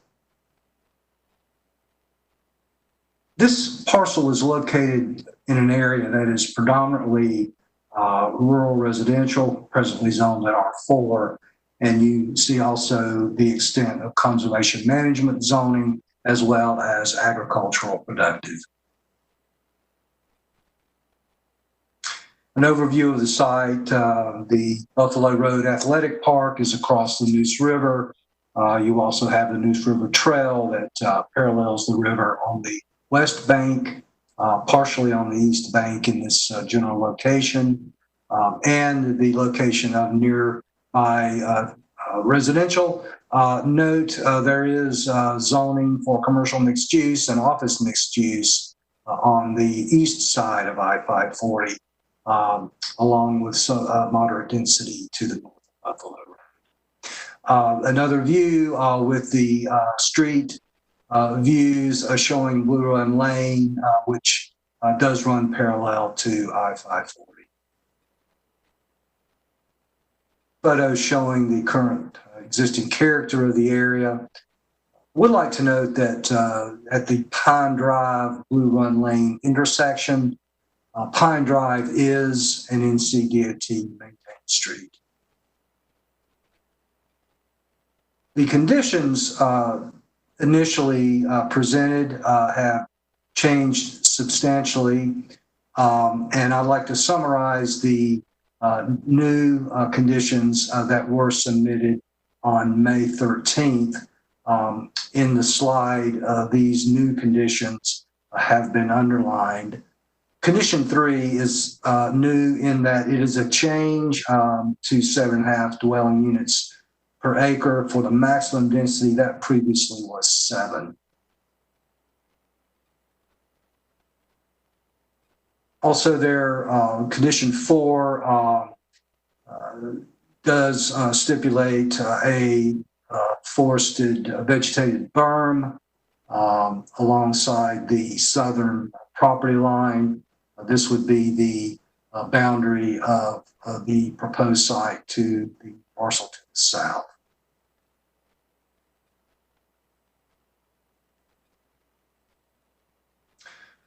Also, the applicant has agreed via this condition to provide a pedestrian connection to the City of Raleigh owned property in order to facilitate a connection to the Neuse River Trail. And then also the applicant has agreed to keep all building lots outside of the 100-year floodplain.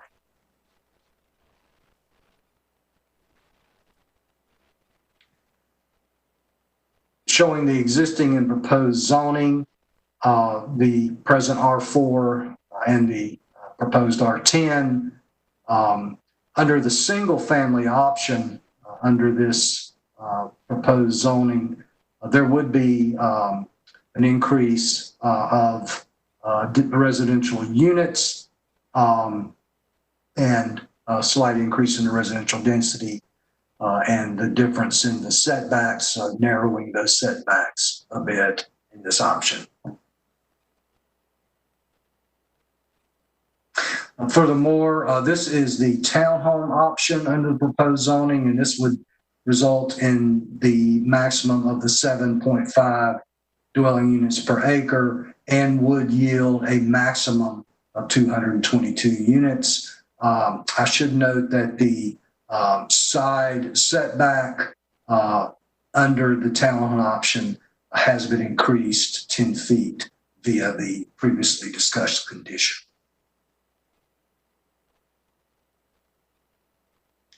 Our carbon emissions analysis scored a 0 by virtue of the fact that this site is automobile dependent. It is not served by transit. In terms of housing, it would provide a slightly lower carbon footprint in terms of housing with the townhouse units. And also it would, under the single family detached scenario, add units. And it does allow, the R10 would allow smaller units. The requested R10 zoning is inconsistent with the future land use map, which shows rural residential at this location. At this time, I would like to turn the presentation over to Mr. Jason Myers, who will discuss some of the issues of this proposal with the transportation element of Congress. Thank you, Don. This is Jason Myers with the Department of Transportation for the City of Raleigh. I'm going to be very brief compared to the content that could be in these slides because most of the commissioners have seen this earlier. But I just wanted to mention that we have, the ability to discuss some of these things. Primarily, the issue is relationship between the future land use map and the comprehensive plan, and that for transportation, that includes both T1, the street plan, and also the grade separations interchange in map T5. Next slide, please. So in this area, because of the Neuse River and I-540, there are very limited abilities for this land and the land to the north and the south to gain access to the rest of the transportation network. At this point, next slide, please.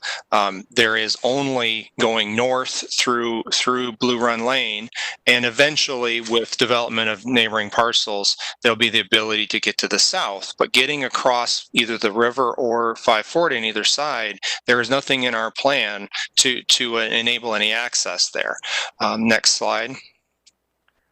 And the site is about 250 acres within about a 500 acre area, if I remember the area correctly. Next slide, please. And if you run the trip generation on what on what this case would generate for trips compared to the amount of land within that area, it's about 12% of the land, but about 46% of the trips, meaning that the future ability to serve that area with a neighborhood street is severely constrained. Next slide. And so this is the reason why this policy this case is inconsistent with policy T1.1, coordinating transportation and land use. And I think that's the end of my content. Next slide. Yep. Thank you, Jason. Just pointing out that this proposal is inconsistent with the comprehensive plan overall. It is inconsistent with the future land use map as well.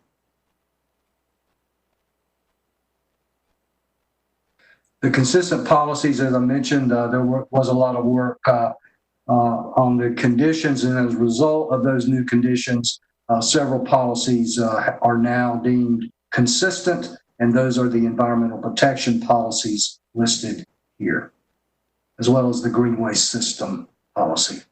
The inconsistent policies are listed here. Jason described the details of the inconsistency with the transportation policy. Again, your deadline for action is August 26th, inconsistent with the future land use map, and inconsistent with several land use policies of the comprehensive plan, as well as policy T1.1. It would require a flume amendment, changing the future land use map from rural residential to moderate density residential.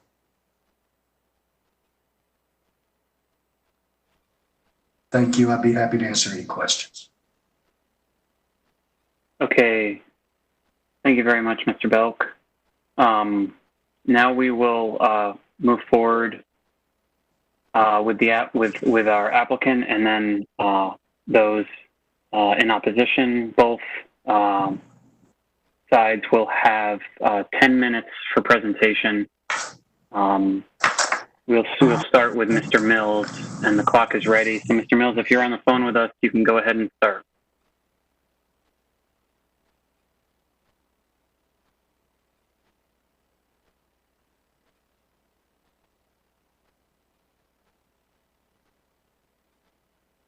Mr. Mills, are you on the phone with us?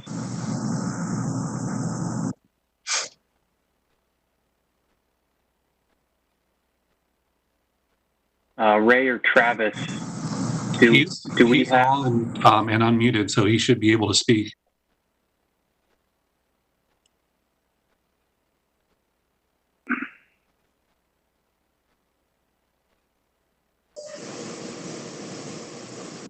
Huh. Just one more try, Mr. Mills. I've unmuted the other two members of the applicant team too, so I can speak up. Yeah, I've been. This is Jay Colvin with the applicant. I've been in communication with them. I'm not sure why you can't hear them. I don't know if there's a connectivity issue. Okay, thanks for chiming in. Jay, this is Brian Purdy. I'll call Worth real quick on the phone also. Okay.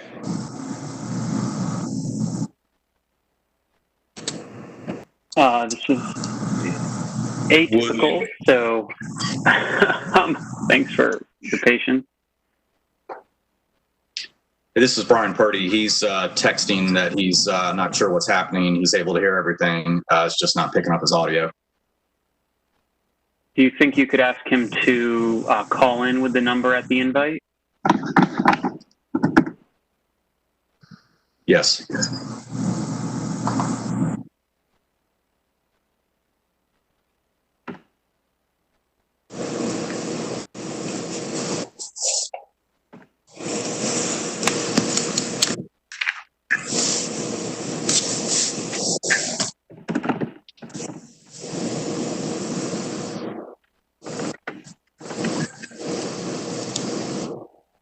Mr. Chairman, if you'd like to keep some positive traction on the meeting, you might want to consider hearing from the other speakers that we have signed up to that. That's possible, moving on to the opposition? Sure. All right, well, while we're figuring that out, we will skip ahead to residents who have signed up in opposition to this. The first resident that we have, each resident will receive 2 minutes to speak, and we have the timer on the screen. And the first up is Amanda Boyd. So if Amanda's on the phone, floor is yours. Can you hear me? Yes, ma'am. Yep. All right. Hi, I live at 6945 Smith Court, and I've got 5 points to make. I'm going to try to make them quick. The first one is I kind of question the area to which these notification letters were sent. None of us on Smith Court received these letters. They were only sent to those few people down on Blue Run Lane. I only knew about this because I walk my dogs on that street and I saw the sign. I also feel like continuing to label it as on Needham Road instead of Blue Run Lane is also causing less people to be aware of this project. If more people on Pine Drive and Smith Court received these letters, I think you would have more people in opposition to this project due to the increase in traffic.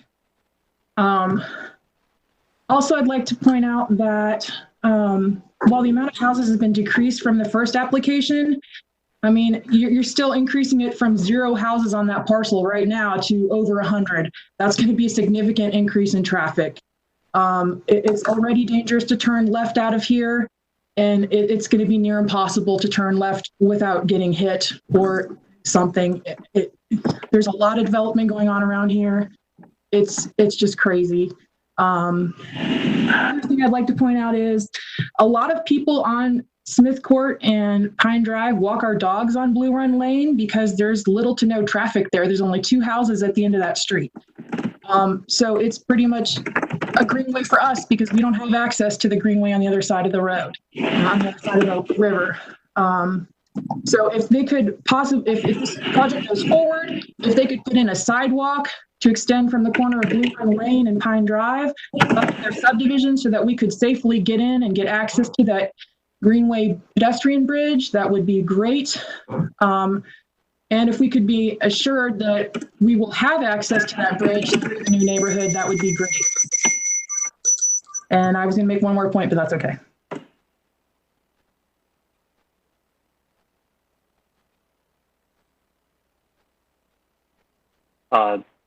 Deborah White. Was I cut off for a little bit there? Sorry about that. Yeah. Oh, sorry. Thank you very much, Ms. Boyd. We appreciate your comments. The next, Deborah White. Yes, I'm here. Okay, great. Go ahead. Thank you for the opportunity to speak. I live at 7112 Blue Run Lane and have many of the same concerns voiced by Ms. Boyd. Very concerned about the traffic as it is right now, and knowing that the Riverwalk subdivision is going in across Buffalo Road and they have not started housing construction yet, but we feel that will only serve to increase the traffic. We have also been informed that Mr. Lamont Inge has sold 100 acres across 540 on Forestville Road for proposed development, as well as Paul Hester's land between 540 and Forestville Road. With all of that proposed development going in, don't know that it'll be approved, but knowing that there haven't been no improvements to Buffalo Road and the fact that the end of Pine Drive to turn onto Buffalo Road, we have been told by the DOT that there is no light, there will be no light because we are so close to 540 is extremely concerning, as Ms. Boyd pointed out. As it is now, it's extremely difficult to make a left turn, and we can see with proposed increase in traffic that it will be exceedingly dangerous. We're also concerned about the environmental impacts. I know that the applicant has put in some more protections, but still, having been a long-term resident here, we have seen the impacts of 540 going in and just the silting over of creeks in the swamp area, and concerned about the destruction of environmental habitats and the impact to the Neuse River. And if I have any time left, I'll concede that to Ms. Boyd to finish her comment. Thank you. Hey, thank you very much, Ms. White. I have gotten notice that if the applicant was able to call in, so would commission rather hear the applicant and then two more in opposition, or the remaining opposition? Anybody have any thoughts? I'm thinking that we'll just continue with opposition and then we can hear the applicant. Okay. So thank you very much, Ms. White. That's some good context for other things that are going on in the area and kind of what you're seeing and hearing. The next speaker is Sandra Poole. Good morning. My name is Sandra Poole, 7100 Blue Run Lane. My property is adjacent to Chapel's land. If a subdivision is developed, my property will look as if it is a part of the subdivision. It would be different if there were already a thick woods dividing the two properties. Part of the property is completely open with a sparse amount of trees along part of the property line. The farmer goes through my farmland in order to farm Chapel land. That is how open the two properties are. My husband and I have really enjoyed our farm, walking around the fields, enjoying solitude and quiet, seeing the deer and turkeys. The wildlife will be run out of their natural habitat, and where will they go? In eminent domain situations, when something is done which negatively affects someone's property, it constitutes damages. I know this is not eminent domain, but the subdivision will negatively affect my property. I realize that the Chapels have a right to sell their property, but mine will be greatly affected. The beauty of it, the privacy of it, the same enjoyment of it. I would like to still be left with being able to enjoy my land like I have been accustomed to without having to look at a subdivision. I would like to have something done to make a border which would hide the subdivision from my property. That could be something like a 10-foot berm with plantings and metal fencing to keep people from trespassing on my land and create a division. I don't think trees would work because it would take years for them to grow large enough to hide the subdivision. I'm also concerned about stormwater runoff onto my property. During a big rain last year, I had to have the farmer who tends my land to repair flood damages from the Chapel's land. What guarantee can I get that there will not be runoff onto my property? Please allow as wide a setback as you possibly can, since the two properties are so open to each other, especially in the field section area where there are no thick woods. If the Chapel land is going to be developed, please let's keep this beautiful rural agricultural area rural. Why can't it be large lots similar to Foxcroft? Townhomes or similar dense development do not fit in with the rural character of the area, and with approximately 2 vehicles per household would cause terrible traffic congestion. You have a letter from me regarding an application I submitted to have my farm registered in the VAD program. If it is approved, it is important that it be designated on the subdivision plat, so that prospective buyers would see that they will be living next door to an operating farm. The board planned to meet in mid-July. Last but not least, let's keep in mind the possible effects of development on the Neuse River, marshlands, 2 ponds, creeks, and streams in the surrounding area. Once a decision is made and something is done, one can't go back. I beg you to please. Thank you, Ms. Poole. consideration. Thank you. Thank you very much. That was a lot of information and really helpful, and appreciate your input being directly next door as well. The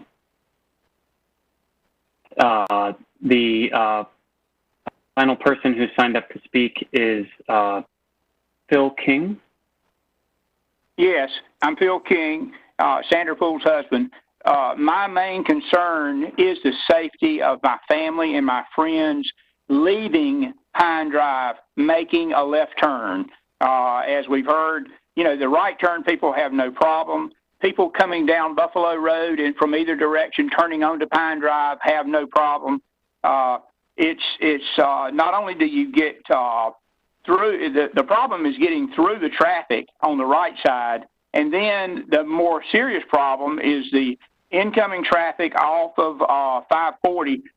Once they've been running 70 to 80 miles per hour on 540 and they turn off and head down Buffalo Road, you know, they decrease the speed quite a bit, but they're still way above the 45 mile per hour limit. And trying to get across the traffic in the right lane and see the traffic that's coming down Buffalo Road on the other side, that's just going to create a tremendous hazard there. And when you're sitting there and cars are getting all backed up on Pine and Blue Run, you know, everybody's getting frustrated. And when everybody's getting frustrated, we know that's when mistakes are made. So before the first wreck or fatality, you know, and before the first board is cut or the first nail is driven in this new development, please solve the Pine Drive Buffalo Road problem. Thank you. Okay, thank you very much, Mr. King. You know, we've heard a variety of concerns that you know, that we really appreciate you bringing forward. We obviously want to really consider, especially when it comes to safety, those concerns. So now we do, we'll kind of move back to where we skipped previously with the applicant team and Mr. Mills presenting on behalf of the applicant. Good morning or good afternoon. This is Worth Mills with Longleaf Law Partners. I wanted to touch on a couple of points that were made by the neighbors as they relate to the buffering and the environmental concerns. So we have provided a condition that would buffer this subdivision from Ms. Poole's property using a combination of berms, fences, and tree plantings. So we have tried to address Ms. Poole's concern about her property being viewed as part of the subdivision through those buffering requirements. Second, and I think Don touched on this a little bit, one, we have excluded all development from the 100-year floodplain, but more importantly, we have also prohibited any type of structure or townhome development within 800 feet of the shared property line with the city of Raleigh's small parcel just east of us. So if you're looking at an aerial of the parcel, you see that a large portion of it is that kind of big square, and then a smaller, narrower portion on the northern part extends east towards the river. There would be no lots developed in that flag portion extending towards the Neuse River. That would be used for stormwater, a greenway connection, fencing for the buffering to the southern property, and utilities, things like that. So we are taking the neighbors' concerns on buffering and environmental protection seriously, and we have put forth conditions that we believe adequately address those concerns. I'm not sure if the presentation that I submitted is pulled up. If you could please, if it is, if you could go to slide 7. And so Don mentioned that the future land use map does not support rezoning this property to R10 CU.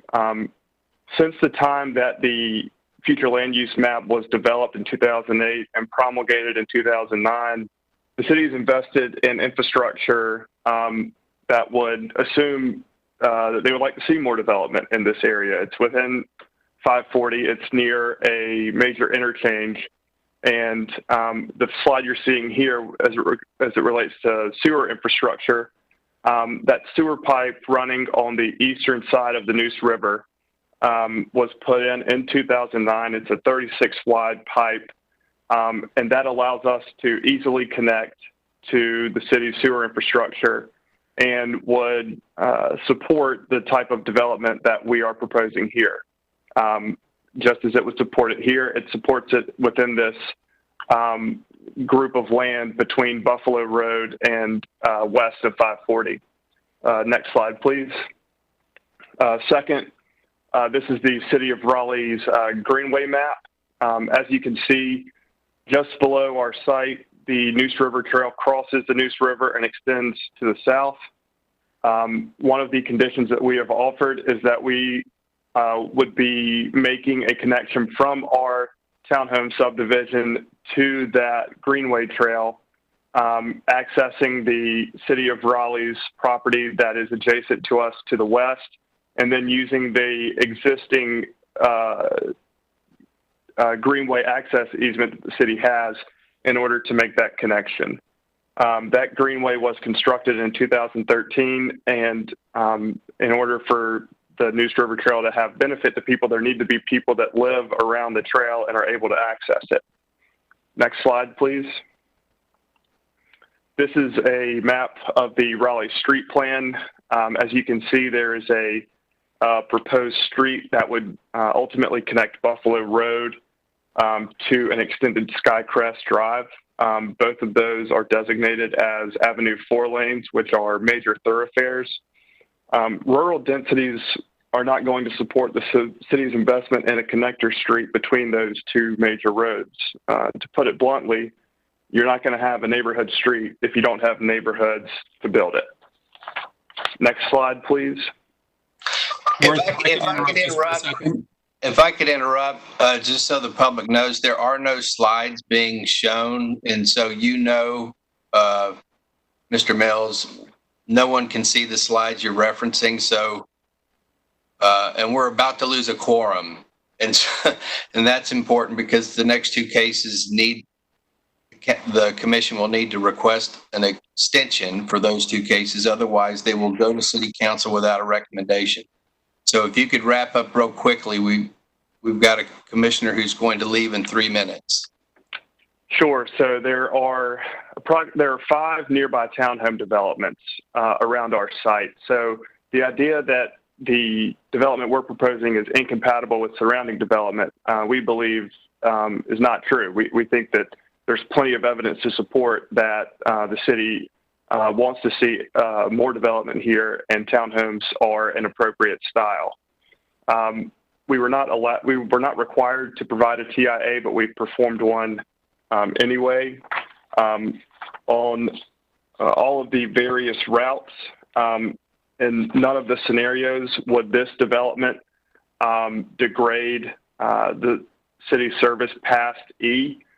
There is one route that will downgrade to a level F by 2026, irrespective of this rezoning or the development of this property.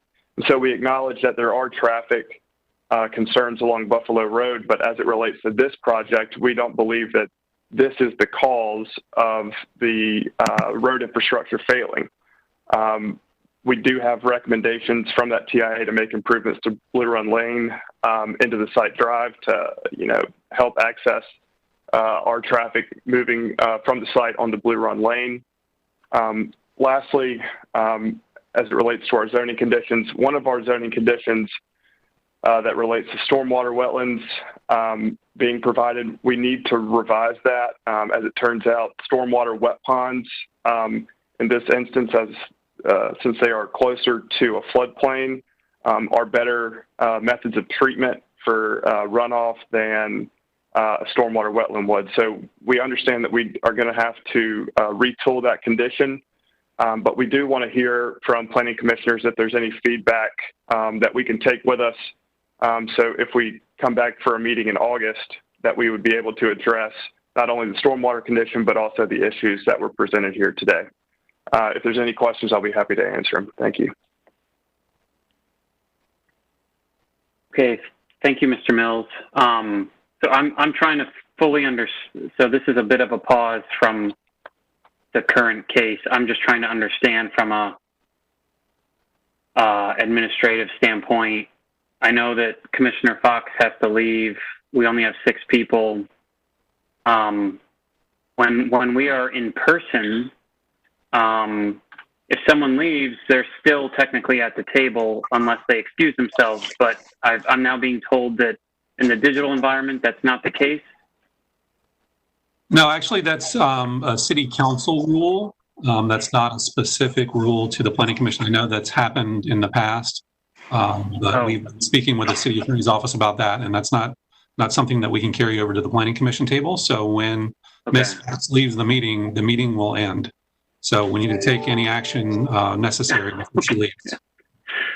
Okay, well, that's good and new information.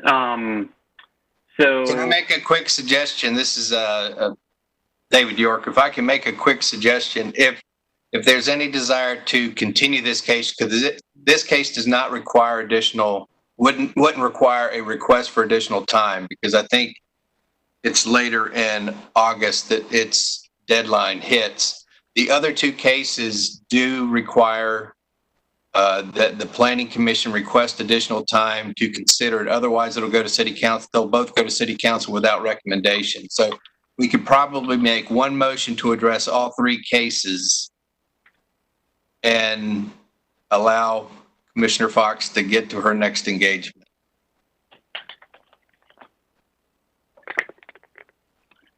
okay, is that Commissioner Fox? Yeah, can I make a motion to hold Z3119 to our August meeting and then get a time extension for Z12 and Z50, both of which are expiring on in August or in July, and hold them to our August meeting as well? Second. Okay, so we have a motion from Commissioner Fox and a second from Commissioner McIntosh. All in favor, raise your hand. All right, so the vote is unanimous in favor. Thank you, everybody. Can we specify how long the request for additional time is? The City Council will want to know whether you're asking for 60, 30, 90 days. I think 30 days will get it. 30. 30 days. Okay, thank you. Okay, so I guess Commissioner Fox, how much do you have to leave immediately? Okay, all right. I was going to see if we could have any discussion, but I guess we can't even have discussion, can we, Mr. York? Okay. All right, then since Commissioner Fox has to leave, I guess a few final statements. Thank you to the applicant and to the residents who just spoke to us. We certainly heard you, all valid points, and I think that we encourage the applicant to perhaps follow up with us to better understand kind of what might help us be more comfortable with this project. And I will state that, it still is inconsistent both with the comp plan and the future land use map. And so I think a lot of us would have a lot of questions there as to how it could become consistent. I know that, I know personally that I have those questions. And as far as the rest of the commissioners, just want to wish you all a nice summer, and some administrative order of business that I am working on and have been working on in the background with Travis is committees and reassignments. That is something that we, getting all caught up to speed and everything with the meetings, and also trying to get caught up on both text changes and rezonings and special meetings and everything else that we have. I'll be following up with a much more thorough email. There was an initial one, but I think it kind of got buried in emails. I only heard from one person, but I'm going to send a new email to everybody, kind of recapping where we're at, what our next steps are, what our timeline is, and also ask for requests for committee, as well as any scheduling constraints or anything like that. I also I'm hoping to have a chance over the summer to talk to everybody on the phone for a little bit, just sorry, it's been a long day, to get to know everyone better, and just kind of understand background and understand expertise and interest and everything like that, because I do feel like, it has been go, ever since we kind of picked back up, and it's been challenging with the digital meetings. And so I just, I really value the discussion that everyone has been having and the patience that everyone has had throughout all of these transitions, while also trying to do our commitment to the city. So sorry that was a little long-winded, but thank you, everybody. And I guess with that, Travis, does anyone have any final statements before Commissioner Fox has to head out? I don't. Have a good summer. We'll see everyone in August. All right. Thank you, everybody. Bye. Bye.